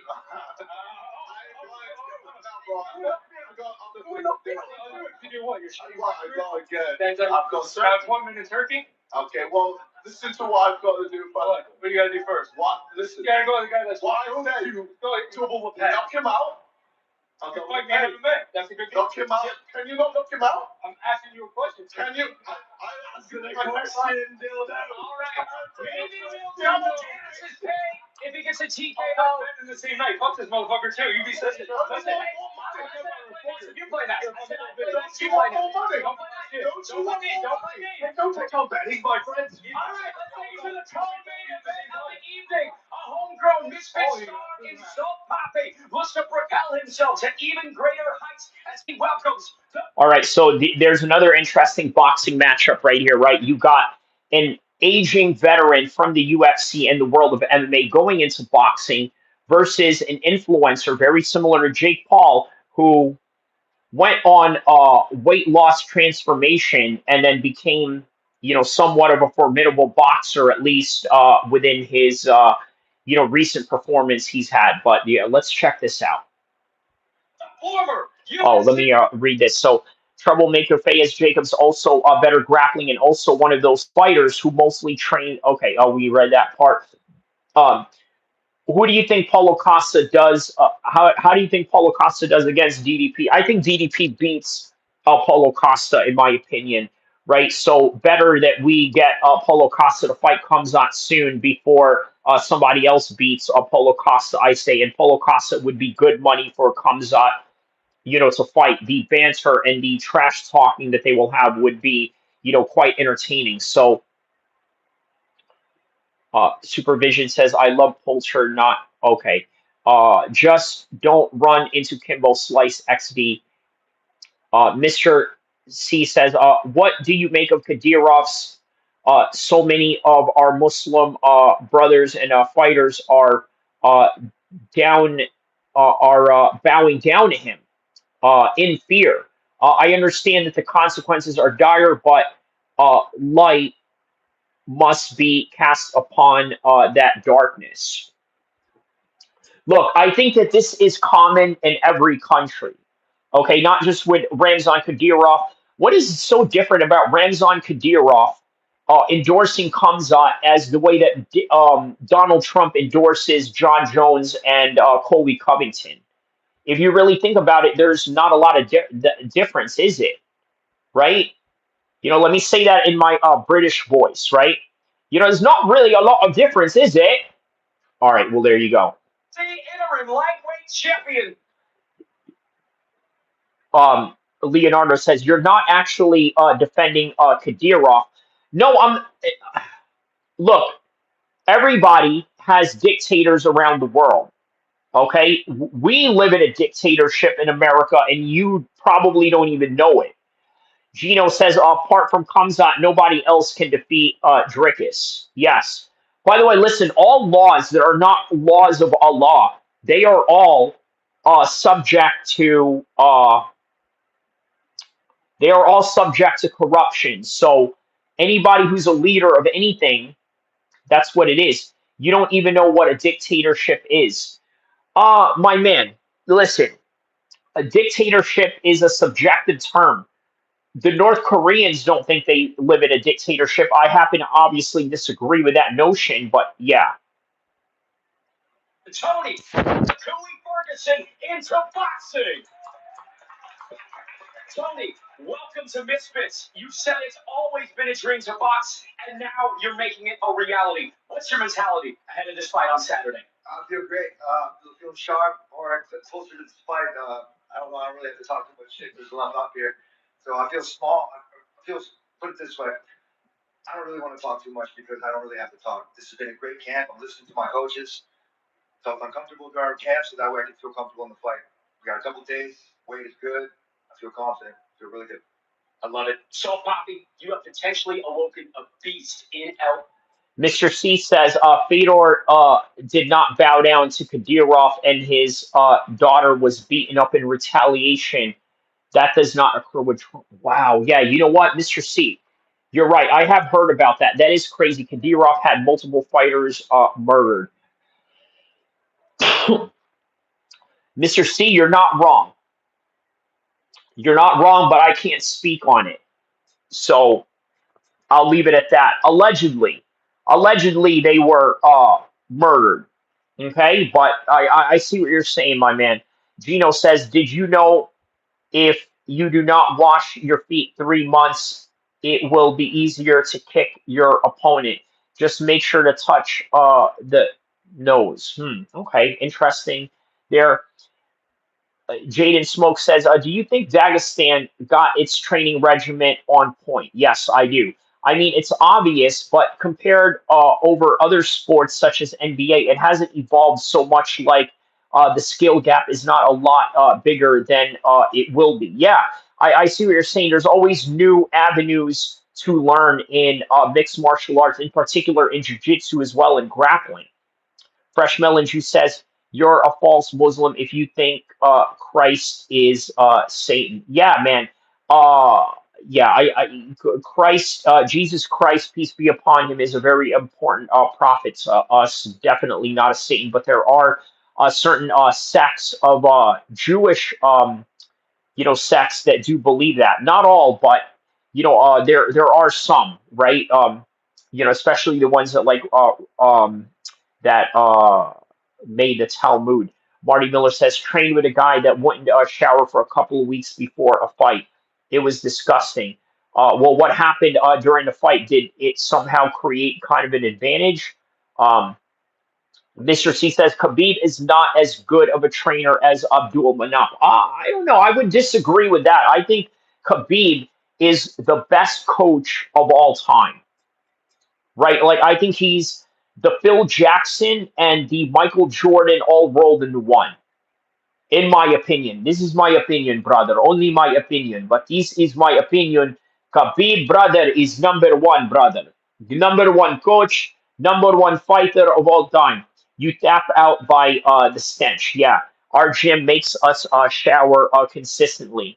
Huh, that's interesting, right? A gym makes you shower like when, I guess that would be Mando, but I guess for some people, they would have to be told. So, El-Kheer, did you expect some of this fiery energy from him coming back at you this week?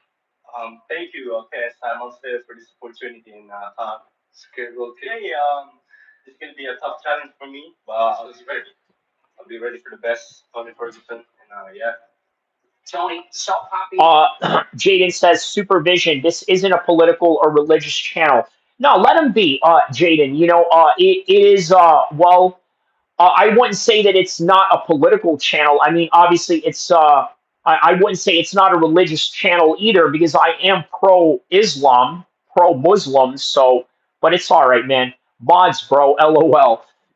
Marty Miller says, I don't like training with stinky ass people, but I wouldn't even think about it in a fight. Yeah, because your adrenaline is so high, your sense of smell at that point would probably not even, be in. Yeah, man. Look, I tell you what, man. I didn't.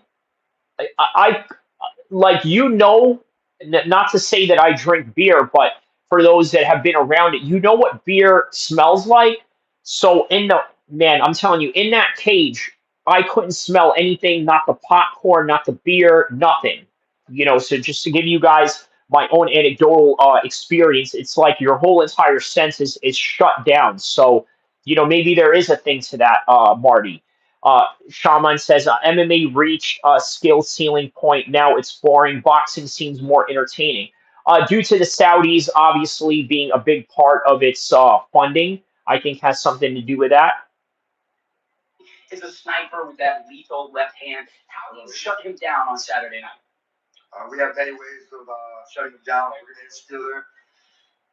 Like I said, I'm not much for words. Usually I've got a whole bunch of things lined up, but I feel really comfortable here. I got to put you.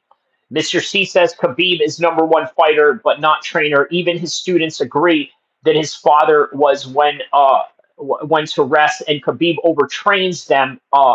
Okay, so yeah, Khabib does overtrain them. He says you fight Kyrie MMA. Yeah, I used to. I fought at 155. Yeah. Shoes on. I mean, MMA never really got to put shoes on. It's been a big. Jaden Smoke says true Master C. So I've always found myself more comfortable inside a boxing ring. The only time I ever found myself in a cage was during fight night. So, I mean, being real, that I've always wanted to box, never was allowed to. This is an opportunity for me to be able to go out there and express my talents. We got 5 rounds to be able to go out there, so we're not going to leave it to. He said he actually trained with TJ Dillashaw. Facts. TJ Dillashaw, Uriah Faber, Chad Mendez, Andre Feely. The list goes on. There's also this other team alpha male member that not the whole world knows. By the way, he died. His name is D'Angelo Bahares. This dude got into a shootout with the cops, and yeah, he got killed in a shootout with the cops. So yeah, you were an alpha male. Yeah. Till this day, did Cody make it out there before you left? Yes. Cody lived with my friend Eric. The nutritionist of Jake Paul, the guy that I trained with in Sacramento, Eric Trilogy, right? The guy who was in here earlier, Fitness Anonymous, he knows who he is as well, right? Fitness Anonymous, shout out to him. He does content, with his mask. You don't know who he is, but I know who he is, and that's the insane thing about it. I look at this guy, I'm like, man, he's got a lot of subscribers. A lot of people know him on YouTube, right? But they don't know him under the mask. So check out his content right there. Fitness Anonymous. So that's right. I heard you said that. What do you think of Cody? Man, Cody's awesome, man. Obviously he's an Ali Abdelaziz fighter.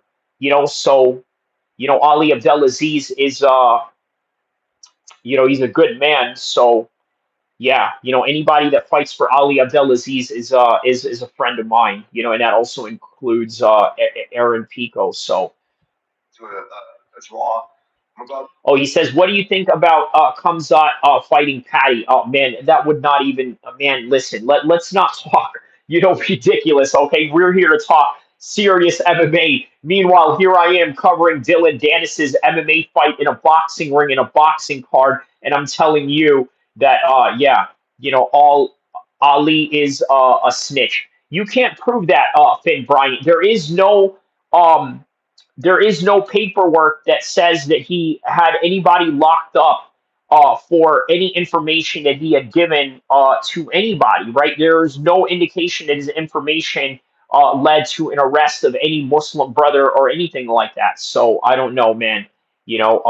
Ali Abdelaziz is the best promoter and manager of all time. He is the Eddie Hearn of MMA. So, but shout out to you anyways, Finn Bryant. Out there, you guys are going to see the best one person it's been a while. I hate to talk about myself in the third person, but I'm going to go out there and make sure I get this job done with my hand race. I love it. So, Hoppy, the interim middleweight title is on the line for this one. How meaningful would it be to have that belt wrapped around your waist? It's going to be a very good collection for sure. So it's going to be this is a title fight that again, it's the promotion's title, right? Similar to what TKO Boxing is going to do. They're going to have their own version of a title. So yeah. Tony, same question for you. Title on the line in this one. Does that add anything? Yeah, where's that belt at? Can I see it? Does anybody have it? That is a wonderful question. Look, I like to collect hardware. I'm gonna be real. I got an Ultimate Fighter trophy. I got a World Championship trophy from the UFC. I've got a bunch of medals and everything. I figured out a spot inside my house for that belt. I can't wait to get there. I've earned this shit this whole entire way. I've said what I was gonna do in this fight. I'm gonna go out there. We have many ways to take over this guy in the southpaw's position, and he thinks he's a sniper, but he runs here. I can fucking see the kid. I love it. Co-main event, the boxing debut of El-Kheer, Tony Ferguson, and a huge test. Fresh Melon Juice says Dana stopped Pantoja from moving up because they want to keep Kamzat as champion. Oh yeah, because Kamzat is so scared of Pantoja. Oh my goodness, 125 Pantoja. Oh my god. Oh my goodness. Finn Bryan says, don't know. I watched a couple of videos on Ali. Seems shady. Listen, so here's the thing about Ali, right? You say that he's shady, and that's okay. You are entitled to your own opinion on that. However, when you look at a lot of these guys that are righteous Muslim brothers that seem to trust Ali, seem to have Ali's back, all they say is the same thing, is that Ali takes care of us, he is loyal to us, and he will be there and ride for us till the end. And really, that's all that you could really ask from a fellow Muslim brother, in my opinion. But, hey, listen, to each person varies on their opinion of one person to another. For the superstar, Salt Coffee. One fight left here at the X Series 22 press conference. It is the main event of the evening, and it might just be the best fight we've put together in years. Former UFC title challenger Darren taking on former UFC middleweight champion Luke Rockhold. It's been heated all afternoon so far. Let's start with Darren. Mr. C asked, did Ali really have a child out of wedlock? I don't think so. I think when he had a child with whoever he had a child with, I think that there was, an Islamic marriage involved. So, yeah. Jaden says, these fighters are really good at selling the fights, though. They won't be in the UFC if they can't at least answer questions with a full head on them. Okay. Marty Miller says, yeah, like how we feel about Jesse on Fire. Well, there you go, right? There you go. Jesse on Fire, supports my channel. He recognizes me. He gives me props. He said that he has a good eye in talent, right? Knowing who the next talent is going to be. And, look, it's an honor that, he puts me in that list, right? Of people that he knows that are going to, blow up on YouTube, right? So I'm very honored by that. But at the same time, there are a lot of people that don't like Jesse on Fire. There's a lot of my supporters here that don't like Jesse on Fire, obviously, right? And that's okay. But that means that what your personal interaction is with one guy is going to be different than the opinion of others. Okay, I want to reiterate that the personal interaction that you have with others are going to differ from the personal opinion that others may have of that person. Jaden says Dana wouldn't let them in. Yeah. Finn Bryan said she was underage too, right? Who are you talking about? Are you talking about the UK rapper that I had just put on, on the, on the story or headline? Let me know in context. Finn Bryan says Ali. Oh, okay, you meant Ali. Okay, okay. Yeah, I didn't. That's I don't think that was the case. I don't think that was the case. I don't. I mean, if that was the case, obviously Ali would have had charges on him, but there is no charges on Ali to suggest that he, was with an underage girl or something like that. So First fight, I get challenged. Title challenge because you never want a big fight. Every time you come up, you get put fucking down, just like I want to do. That's fair, dude. So let's do it now. You fucking muppet. Hey. Do you would pull up the fight? You didn't even want more money if it went straight down. I'm not getting any more money. I will fight. Are you a man? Fresh Melon Juice says Anik's brother worked at Dirty Boxing. Okay, are they twins? And how come one of them has thick hair and the other is bald? Listen, it really just depends on genetic or different factors that can. I don't know. I don't know what makes other people bald or what makes others don't. So it all really varies, I suppose. Hey, got knocked out by a guy with one eye. Got knocked out with a guy with one eye. Got knocked out by a guy with one eye. And then you'll knock you out and beat out with your forehead. Hey, Ron, come on. Shake my hand. You don't want to stand up. You're a shit. Shake my hand. You're a bloody shit house. Rockhold, yours a shit house, yeah? Shit house, yeah. Shake my hand. Shake my hand, yeah. Shake my John Anik has said that he could grow hair if he wanted to. Well, maybe he just likes the short hair, right? Yeah, he sounds just like him. He does great. Oh, you're talking about Anik. He sounds like his brother. Oh, you're not a doctor. Mr. C says he would have a full head of hair like his brother.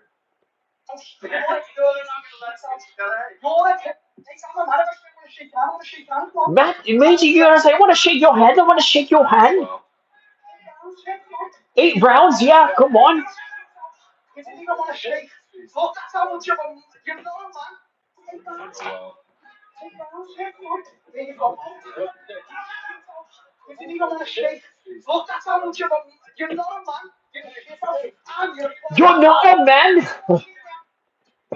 Yo, I love the British accent, man. It is so hilarious.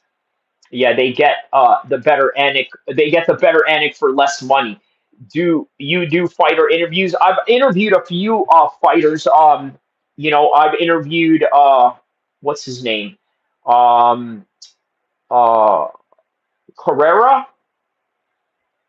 Uh, he trained with Pretty Boy Taylor and AJ McKee. But yeah, that was the only fighter interview I've done. Um, John Anik has a higher pitched voice. Okay, so Mr. C says that's not just any accent. That's the legendary Scouse accent. You're a shit house, man. You're a shit house. Yeah, you're a shit house. Jaden says, sorry, not genetic disease. Some people are passed down genetics that are more likely to give them a disease like cancer. Yeah, that's true. Yeah. She herself tries to do the pulling in. She just don't want to shake hands like that.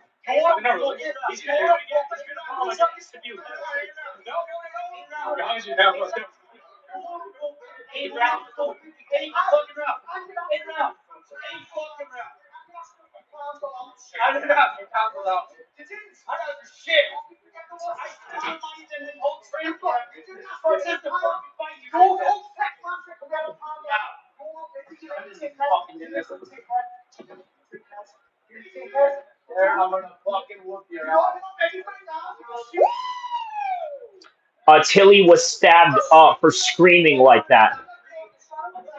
Welcome to Mizfits, Tony Ferguson. What do you think? I'm not sure if we're going to reel this a lot of hype, baby. But let's send it back up to our guys, BJ Flores and Wade Clement. Face these guys off. Mr. C says, I worked with a Scouser down in New Zealand, and I had to get rides back from our campsite with her brother. I could not understand anything they said to the point I starts hitching is you started yeah, hitchhiking instead. Okay. Uh, when he was younger. When he was younger. Okay. It kicked out. It kicked out to begin with, and it kicked off at the end there. In between, we had some real entertainment there, though, BJ. Okay. So let's see the face off here. If you knock him out, I'll double your pay. If you choke him out, you get the same amount. So if I knock him out, you got to play me in MMA. That's the even deal. Why not play me? It's insane. Can you not hear? Yeah, so a deal's even, no? It has to be two sides. If you knock him out, I double your pay. Smash your fucking stupid ass face. Yeah, exactly. You know what happened. You got last time, so you're gonna get your back. What? Yeah, what else? So now you get no. One apiece. Yeah. And what happened? It go viral. You pulled out like a little bitch. Yeah, but you pulled out like a little bitch, and then you party in the next one. And then you pulled out. Oh, I did pull out. I didn't. Whoa, I got injured. You got six, and now you're injured. So you got both. You got both. So then why are you at the club then? What club? What club? Yeah, Till looked completely out of shape 5 weeks ago. You pulled out, no. Hey, after your fight, you're MMA next, so shut the fuck up. Go to Turkey, son. Go to Turkey. One more time for Warren Spencer and Dylan Dennis. Here he is, and this is the opportunity for Salt Poppy to really show if he's a crossover star or not. You remember these types of fights are very interesting because people want to know if the nurse from 3.5 years ago, the guy who decided, hey, I'm going to start losing some weight, can get to where he can be a professional fighter. Now he's got ex-champions. Dennis is a muppet. And I think it's going to be a very interesting test for Salt Poppy, and we'll really let us know where he's at. Tony, you ain't ready for this. Oh, so good luck, bro. Can't start doing some voiceover there. Ladies and gentlemen, one more time for our co-main event of the evening. Tony Ferguson versus... Boxing now. Let me get close, please. 2 8 pounds, then. Wait, there's no need. Shirtless, the tarps are off. I agree. I don't even think they're going to let them get close. I would like to see the guys stay about 3 to 4 feet away from each other, security in between. Like you said, 48 hours away, there's no need. You swat now. You swat, dickhead. Why can't we get close? This is fighting. This is 8 pounds, then. 8 pounds. And no allowance. Yeah, come on, then. Come on. Let me get close, please. I'm not going to touch him, otherwise I won't get paid. Come on. What's up? Are you stressed?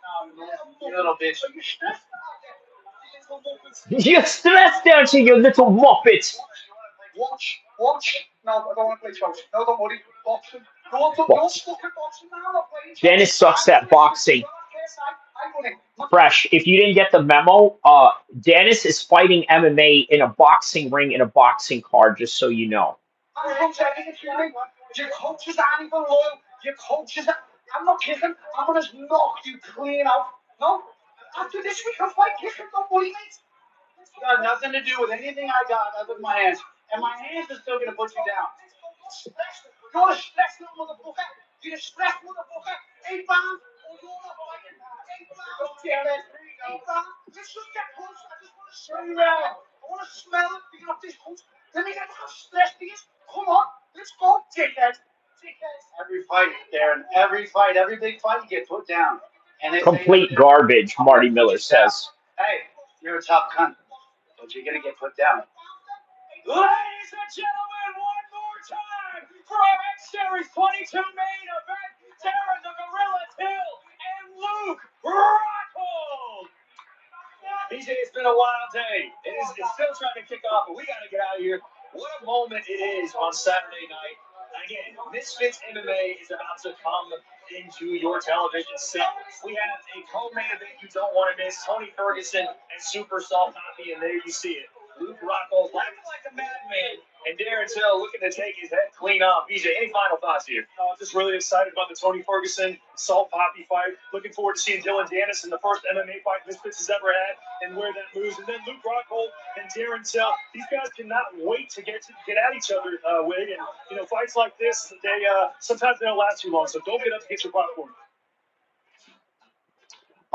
Matt Serra says that modern grappling has become a bunch of dudes scissoring each other. Scissoring each other. Yeah.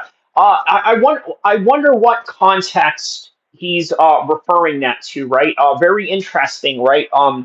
Because yeah, what does he mean by that? I'm curious to know exactly what he means by that. That is an interesting take for for Matt Sarah to say something like that. I mean, hold on a second here. Yeah, why would he say that, Marty? What is the prime motivation for that? Okay, so all right, so we covered Till versus Luke Rockhold. You know what? I don't know if I'm gonna go live for that one. I may just just watch it on the couch, just sitting and chilling or whatever, and then just let this live stream be the live stream of the day. But Marty Miller says 50-50 position, and who knows? Maybe I'll make a video out of it if something exciting, something controversial, maybe something out of the ordinary happens. Of course, I'm going to be right on top of it and make news out of that particular subject. Okay, so Marty Miller says a 50-50 position is what he means. Okay. Uh, I tell you what, that Peyton Talbot guy, by the way, after I get on this subject, I want to get on the subject of Raja Jackson once again, right? Because obviously that is still the hottest topic of this week is Roger Jackson. So 50-50 position. Peyton Talbot.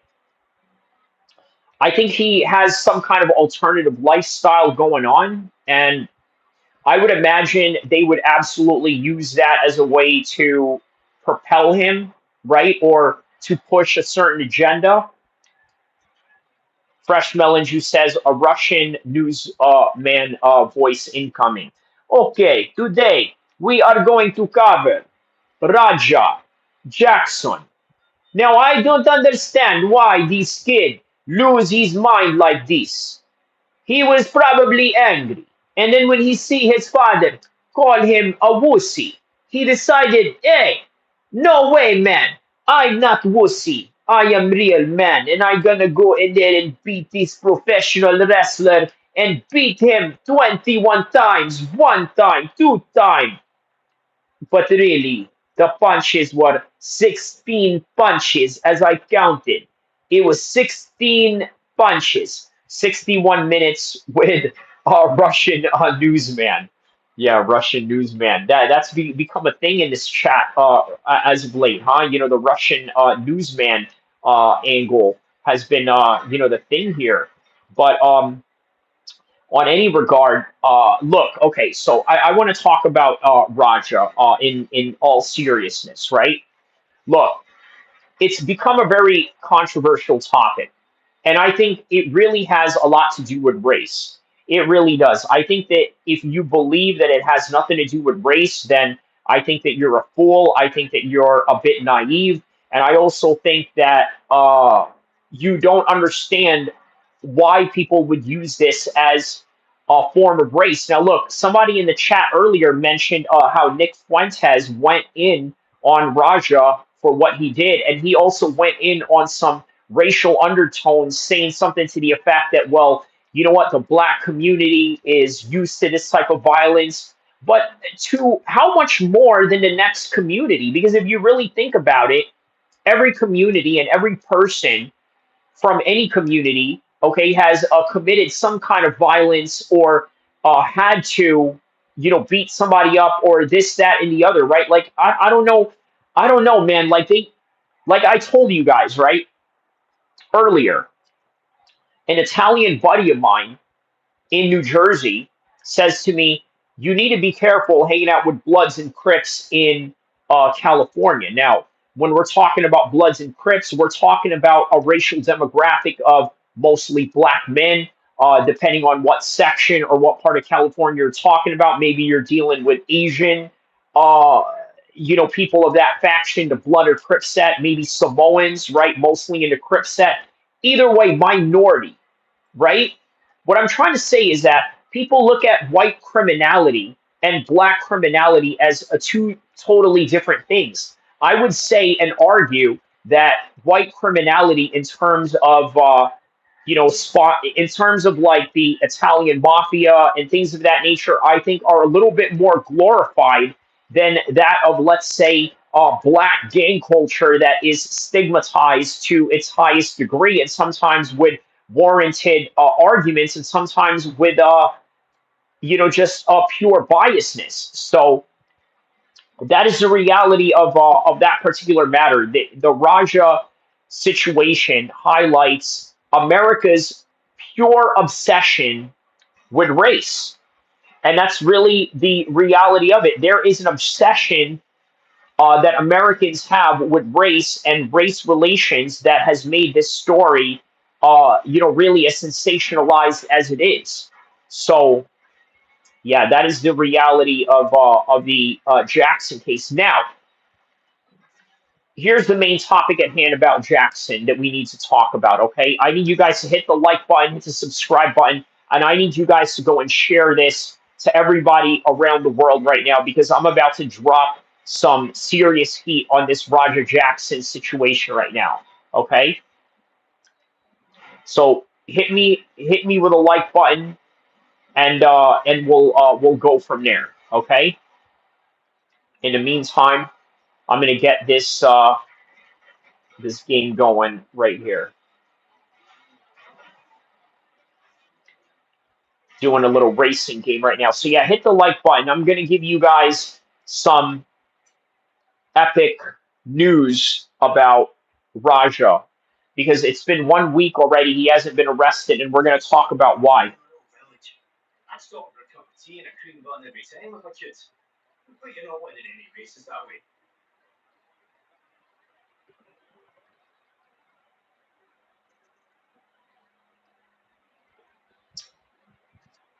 All right, so let's get to the Jackson situation. Right, 1 week already, and uh there is no arrest.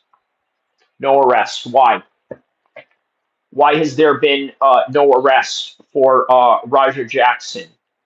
Simply because there's not enough evidence, right? I told you guys they went after the Crips this weekend in LA, last weekend in LA. They were not going to go after Roger Jackson. Why? Because there's a lot of murky waters that the police have to deal with in that. Guys, you need to understand something, right? As severe as the damage is, that I understand how severe it is, but at the same time, he was at a wrestling show. There's an angle here that you could use in a wrestling show as to say, like, hey, you know what? Uh, Death, injuries have nothing to do with me or the organization, right? That is always going to be signed in the waivers before you enter these types of events. So it is no wonder why Roger Jackson has not been arrested yet, because the LAPD almost has nothing on him. And you guys got to understand that they have literally nothing on him. So arrest him for what? For beating somebody up at a wrestling show? You know what I mean? At a wrestling show where people get beat up all the time. I understand it's not to that severity, but I don't know, man. There must be a good reason why they're not arresting him right now, and I'm curious to know why that is too. But it's been 1 week, and this is the only plausible explanation that you can really go off of, right? It's the only explanation that you could go off. Uh, there's no other way to explain it other than the fact that the police, in particular the LAPD that is under this jurisdiction, has no substantial evidence as to say that it was a premeditated assault. In terms of planning it days prior, right? Because obviously there was intent uh, that day, right? Motivation. But I don't know if it's enough, man. And quite frankly, at this point, let me tell you what's going to happen, okay? Psycho Stu can't sue anybody. You understand? He can't sue Raja because Raja is just coming up, trying to make his own way, doesn't really have a lot of assets, so you're going to sue him for pennies. If you think that you're going to sue his dad had nothing to do with this. Because remember, we're dealing with an adult. You understand? We're dealing with an adult. Fresh Melons, who says maybe wrestling people have zero know-how in this matter and are getting professional help. In what context, Fresh Melon Juice? Explain to me in what context you are talking about with professional help. Are you talking about legal help? Is that what you mean? Are you talking about help in terms of, yeah, just let me know what sort of help you mean, my man. But he can't get pennies from his dad. He can't get pennies from him. And there is no criminal investigation going on right now. Although people are saying there were rumors, and I don't know how true these rumors are, that they told Raja to not go anywhere. He says, yes, they don't know lawyers, etc. Yeah, yeah, you're right. You're right. And it's not so much because they're wrestlers that they don't know about lawyers. It's so much more that they are, at the bottom pole of, the independent wrestling scenes, that they don't really have representation like that, let alone the education to understand how to mitigate and deal with those particular matters. Or if they even had to call a lawyer to deal with these types of matters before. But I can tell you that the owner of this wrestling company is Rikishi. You guys remember Rikishi, right? The Samoan wrestler that would sit his big butt in your face and, and then would do these little hip hop dance routines that he did with that guy. What's his name? Scotty Too Hottie, if you remember. He is the owner of Pro Knox Wrestling, so he understands and has representation over the years. He knows how to use lawyers, how to weaponize them, but he also knows how to cover his ass. Okay, and why is that important? Is because when it comes to the matters of these lawsuits, okay, he's got every situation ironclad covered. And when you have every situation ironclad covered, guess what? Nobody can sue you. Nobody can bring criminal charges on you because you made everyone sign waivers that say, hey, if you get hurt in this situation, it's on you, bro. It's on you. It ain't got nothing to do with me. If you get hurt right here, it's on you. Okay? That is what we are dealing with right now. A professional wrestler such as Rikishi, who owns a professional wrestling league of his own, a minor league, but more like a feeder league for the WWE. Obviously, their WWE ID has been taken away now, so he knows how to cover himself. And rest assured, that WWE ID is not going to stop them from recruiting people in that particular league. It's not going to stop the WWE from doing that. All it means is that the WWE is cutting ties with them publicly, but it doesn't mean they're not going to do business with them. Are you telling me that if you find the Patty Pimblett version of a pro wrestler in Knox Pro Wrestling that you're not going to sign him to the WWE? You know what I mean? Okay, Fresh Melon Juice says, taking it slow because they don't want to make mistakes. Okay, are you talking about the cops or the people that are in the defense, or both? I would probably have a reasonable suspicion that maybe both would, only because obviously Raja has to anticipate what is going on. Not only does Raja have to anticipate what is going on, the pro wrestling league that was involved has to anticipate what was going on. On top of that, who else has to anticipate what is going on is who else has to anticipate this? Obviously, Stu's family, LAPD, right? All of these things, yeah, they all matter. They all matter in that regard. So, but it is interesting why 1 week later he is still not arrested, and I don't think anybody is going to be able to truly answer that question truthfully right now, right? Uh, it all goes into two things, right? Number one, what Fresh Melon Juice here is saying, right? That's a very important factor.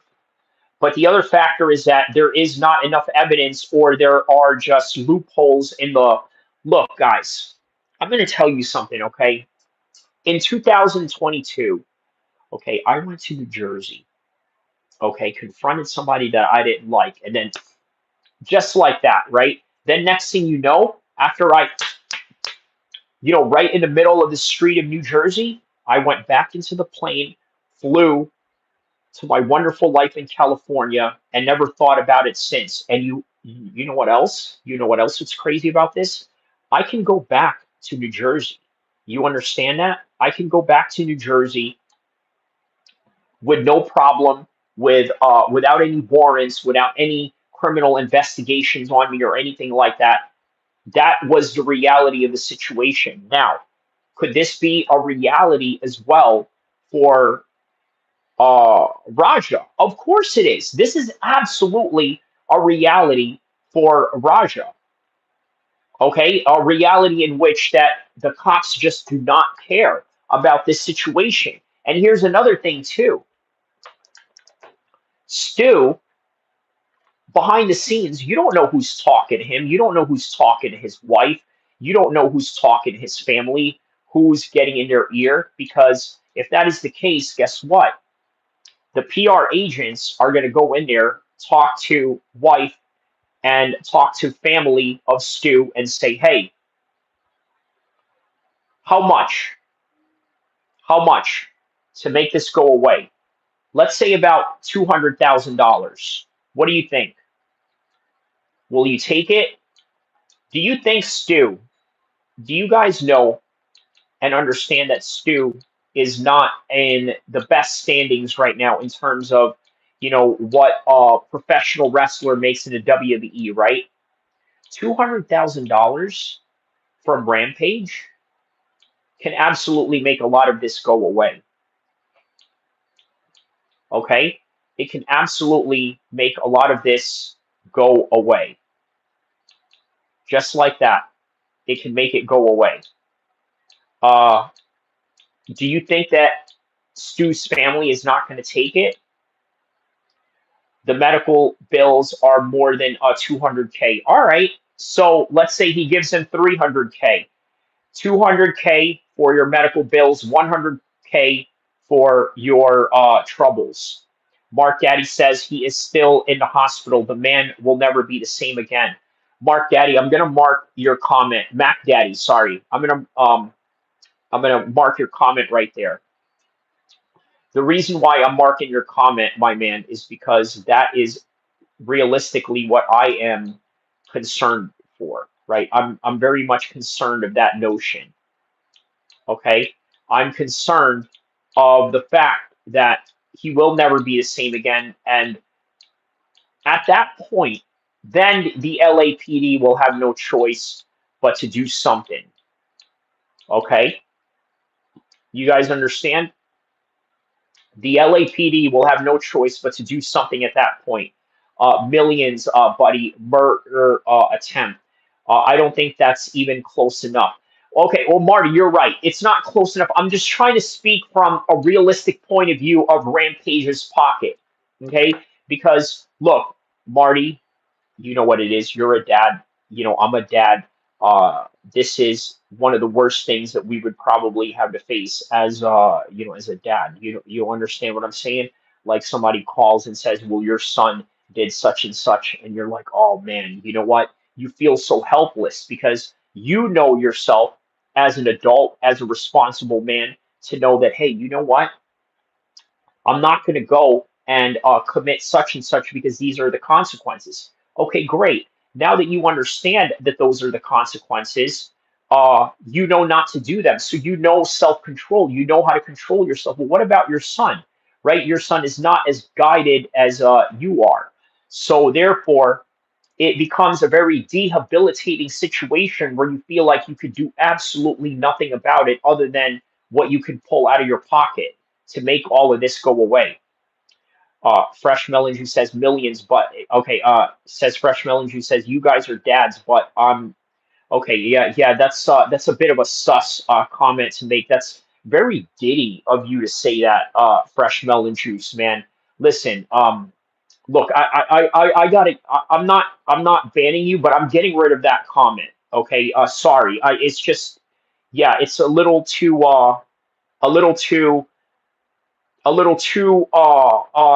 touchy for me. Okay, so sorry.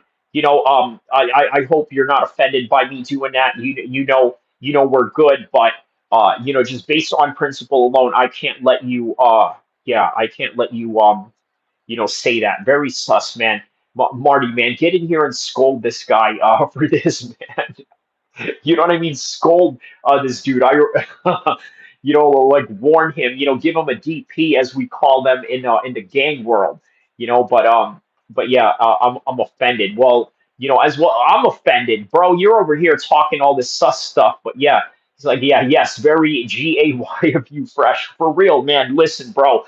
I'm from Northern California, as the shirt says, all right, but not San Francisco. So, please, my man, you know what I mean?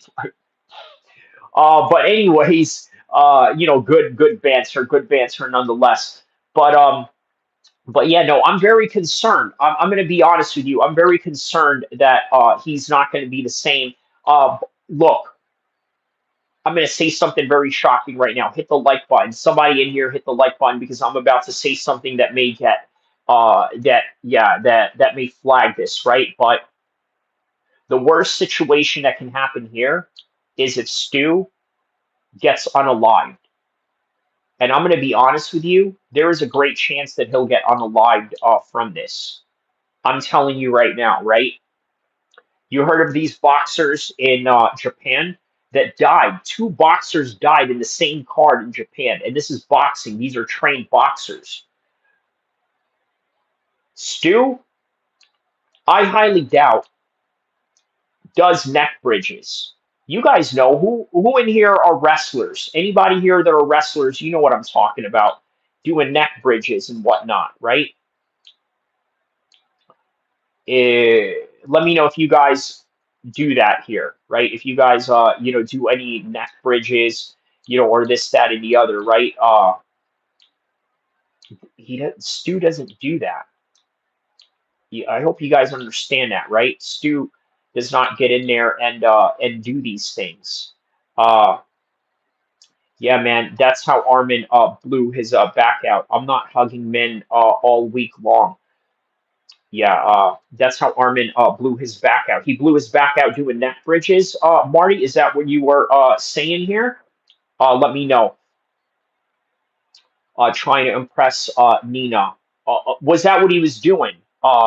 Doing neck bridges. Was that how he blew his back out? Let me know on the comment section below if you can, please. Um, But yeah, look, I'm very concerned for this guy, right? Because it can be very devastating for all parties. Obviously, for the family of Stu, we don't want any of that. But also for Rampage and his kid, because man, listen, with a death, there is no coming back. You understand? And that is the possibility that could happen here. Dude, the back was an excuse for not being able to make weight. You just don't break your back like that. Um, didn't he, Fresh Melon, who says, didn't he wake up?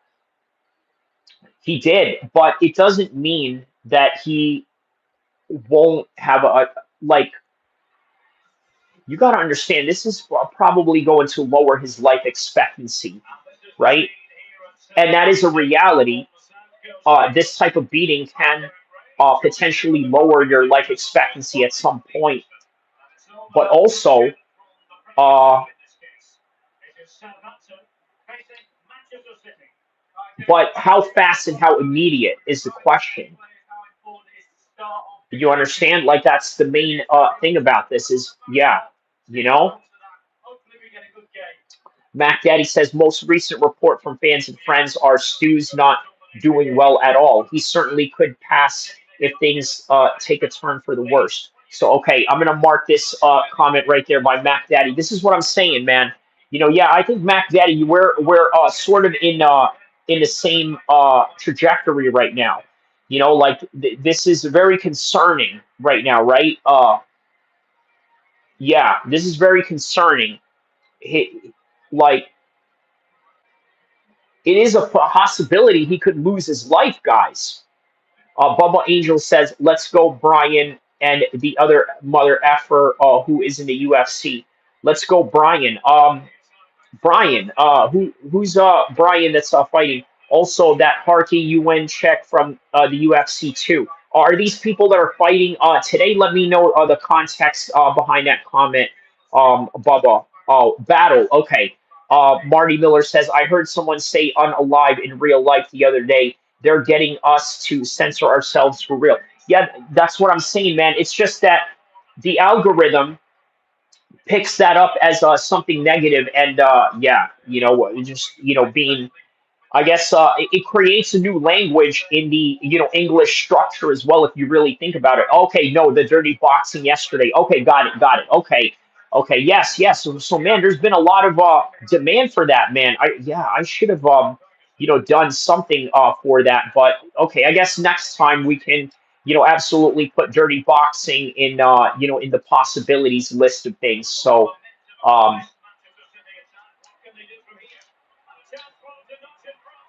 let's see here. Marty Miller says, "Yeah, I get it online. I'm saying that I'm carrying it over in real life." Oh, got it. Okay, so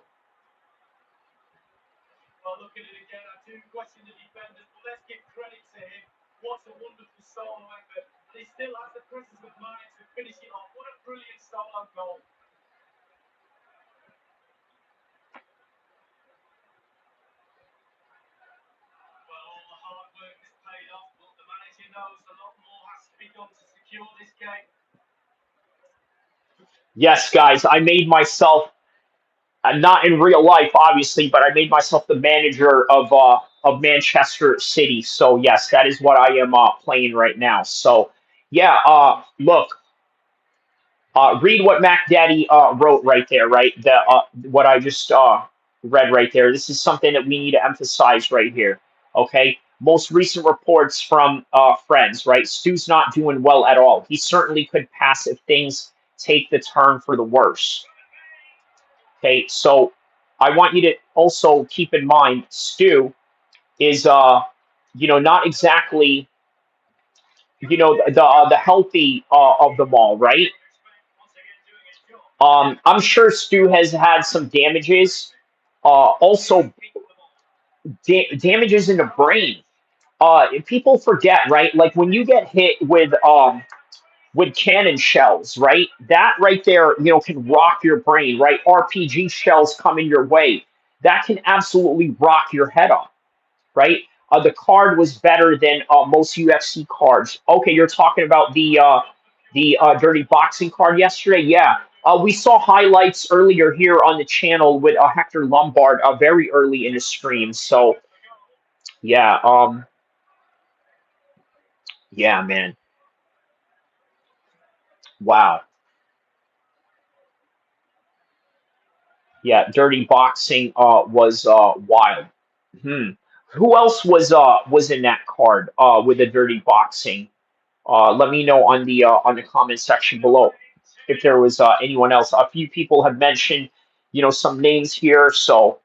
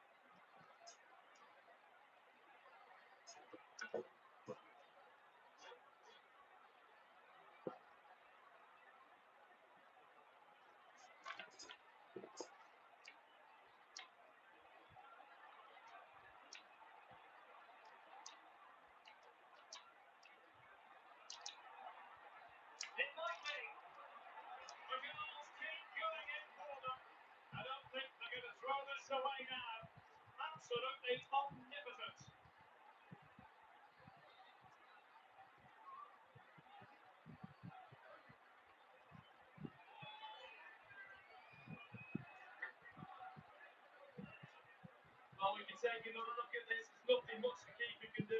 Close range finish, really good play, and he doesn't miss from there.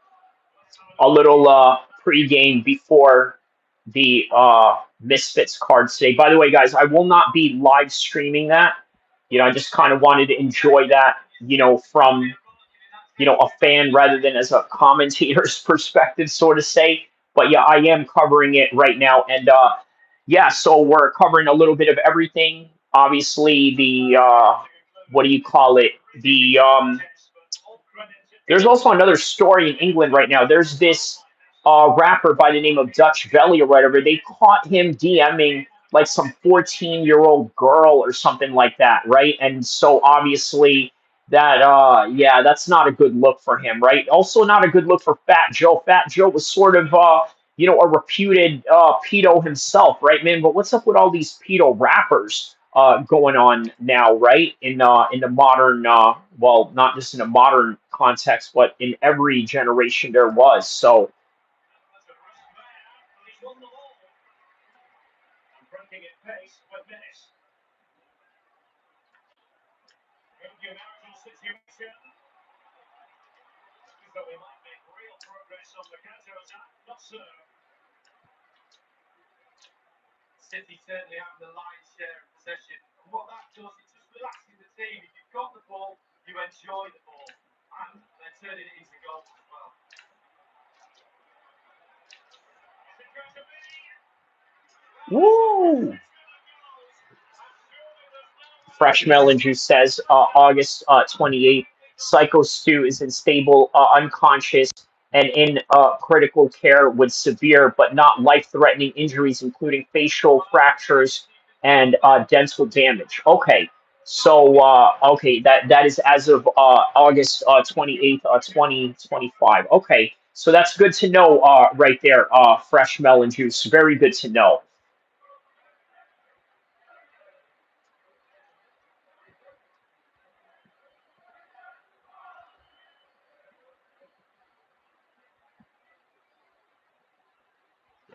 All injuries due to him being a middle-aged white man.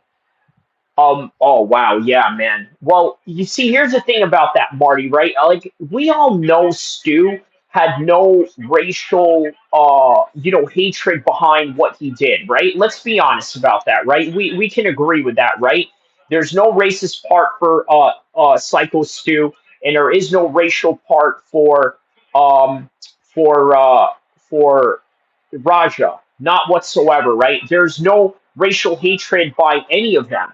And the reason why there's no racial hatred by these guys is because of the fact that, well, Stu comes from the world of wrestling, comes from the world of the military. So there's an element of, there's an element of cohesiveness of working with different people that are involved in that. Raja, I keep telling you guys this, and this is very much controversial to say, but Raja grew up white. Okay, I know that he's a black kid. I know that his dad is, a known, black celebrity. This, that, and the other.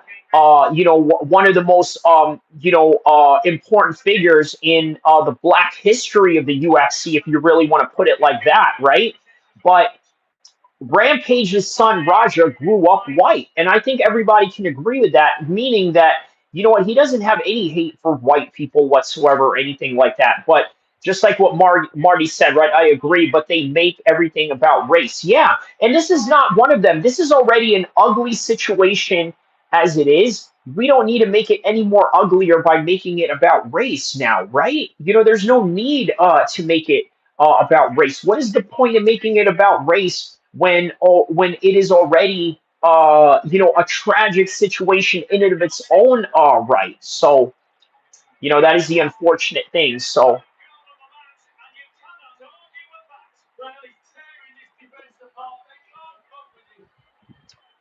but yeah, unfortunately, they do try and make everything about race. So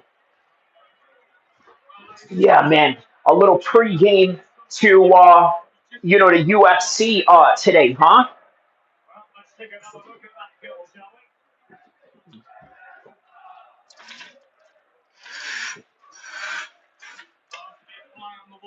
dressing room with his stairs like this, Darren. He's not happy.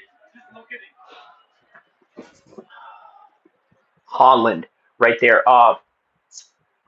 Fresh Melon who says it's not ugly. They were just wrestling, no crime. Well, there you go, right? If that guy is going to pass all of this, that will be the reason why, right there.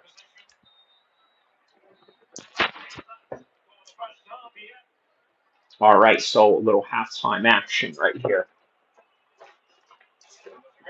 Why we're highlighting him. He's really dominating in attack in this game, mate. Well, he's got so much swagger, hasn't he? Why not as well? He's got so much game. Superb finishing. Marty Miller says that's why we have Kyrie, the race whisperer, to translate. Yo, what is up with the race? Explain what that is, right? Race whisper. Is it because I'm is it because I guess I'm multi, diverse in the way that I interact with like different groups of people around the world, or in particular the different demographics in America? Is that what you guys mean by calling me a race whisperer? Because it's a very fascinating take that you guys. He says, "Island boy." Exactly. Okay, so that's what it is then. Okay, yeah, man. Yeah, and that's the thing, right? Like, look. I don't lie about my life. You see, a lot of people out there, they'll try to, either exaggerate their life to the extreme or exaggerate their life to like the most poorest destitute. I don't do that one or the other, right?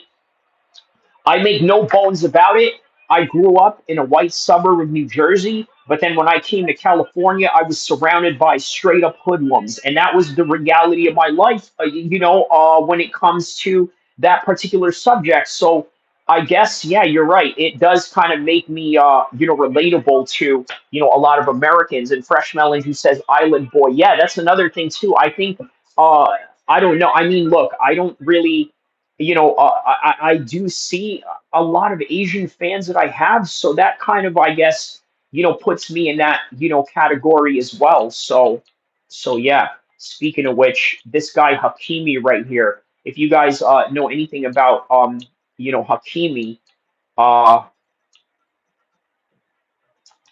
this guy right here had a divorce or whatever, right? From whatever, right? And all his assets were in his mom's name, and so yeah, real interesting story about this guy. You guys got to look him up.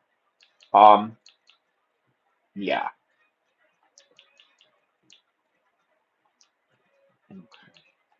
All right, so we got our substitution ready on that one. Let's go.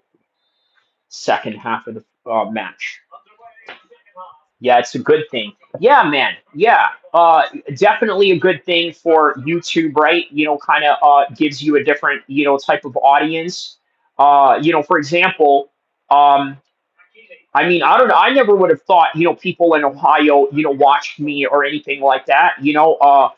England doesn't really surprise me because there's a big Muslim population there, and also being that, I have similar interests to them. Like, look right here, I'm very much interested in football as they are, right? Football as in soccer, but you know what I mean. Oh, good.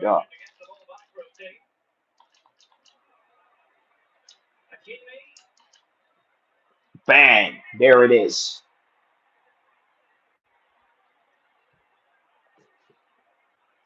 But 1 week, guys, 1 week already, and nothing has happened to Raja Jackson.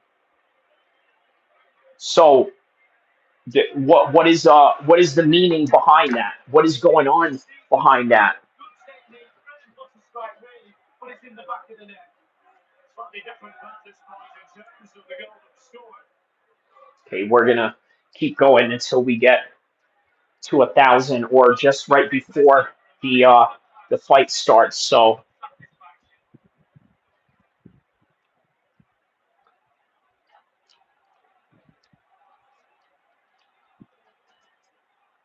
The ball rolling again in what has been an utterly one-sided match.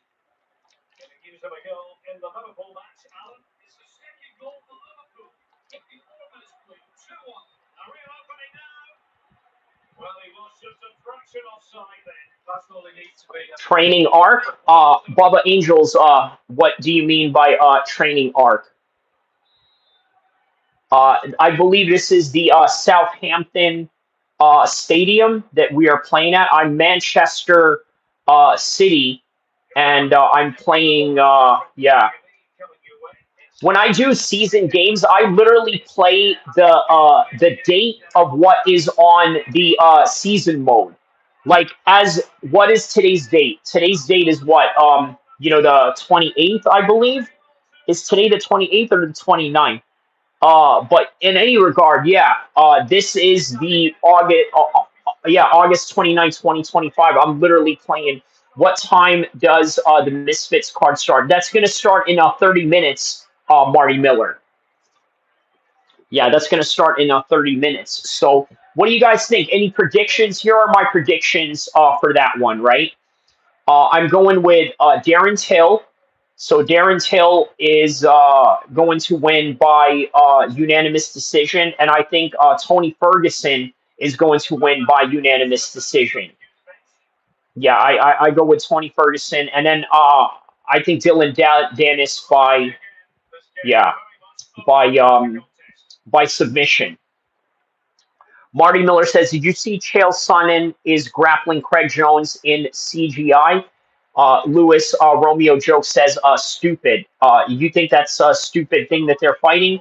Bob Tommy says, "Tommy by first ever boxing submission." Boxing submission.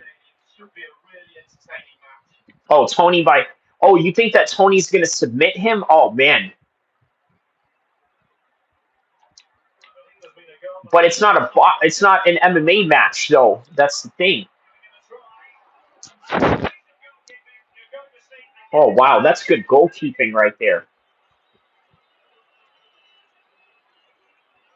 Yeah, he had his hand in there. Wow.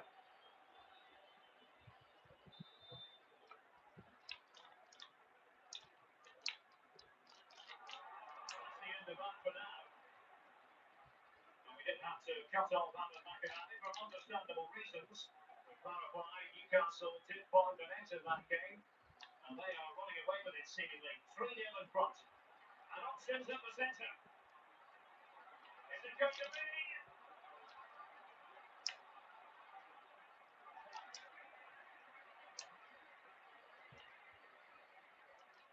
Bayern have been very active in the transfer market, and they've made a big move personnel-wise. Good news for their supporters, Lee. Well, the fee is around £50 million, Derek. That's what I would play for him. I think he's a really good player. I think he'll have, as they say, and it's there.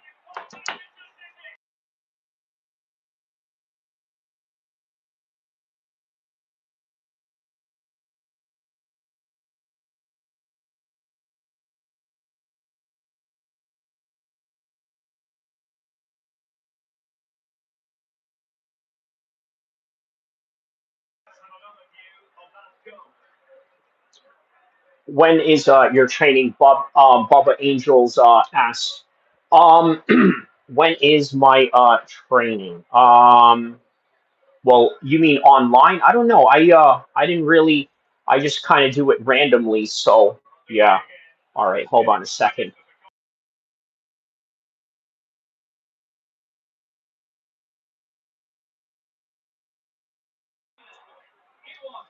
All right, guys. So let's see here. All right, guys. So I guess we're gonna call it quits for this one. Don't forget to like and subscribe. Check out my new video that I have for the reaction for Islam and JDM protest versus Edwards and Valentina versus Zhang. And also, yes, I will be watching the Misfits cards. I will not be live streaming it, but I will be watching it. So, yeah, I will cover it maybe after the fact, make a video about it, or react to it afterwards. But on any regards, man, don't forget to like and subscribe. I'll see you in the next one. Marty Miller says, thanks, man. Have a good day. Shout outs to Luis Romeo, to Baba Angels, Fresh Melon Juice. Also, who else here? Mr. C, Finn Bryant, Gibeon, Dolzaster, Jaden Smokes, Beatman Shaman, Jaden Smokes Supervision. Shout outs to you. Shout outs to Anonymous Fitness. Also, Supervision again, Gibeon, and everybody that's tapped in. Thank you so much, guys. You guys have a good one. Don't forget to like and subscribe. I'll see you.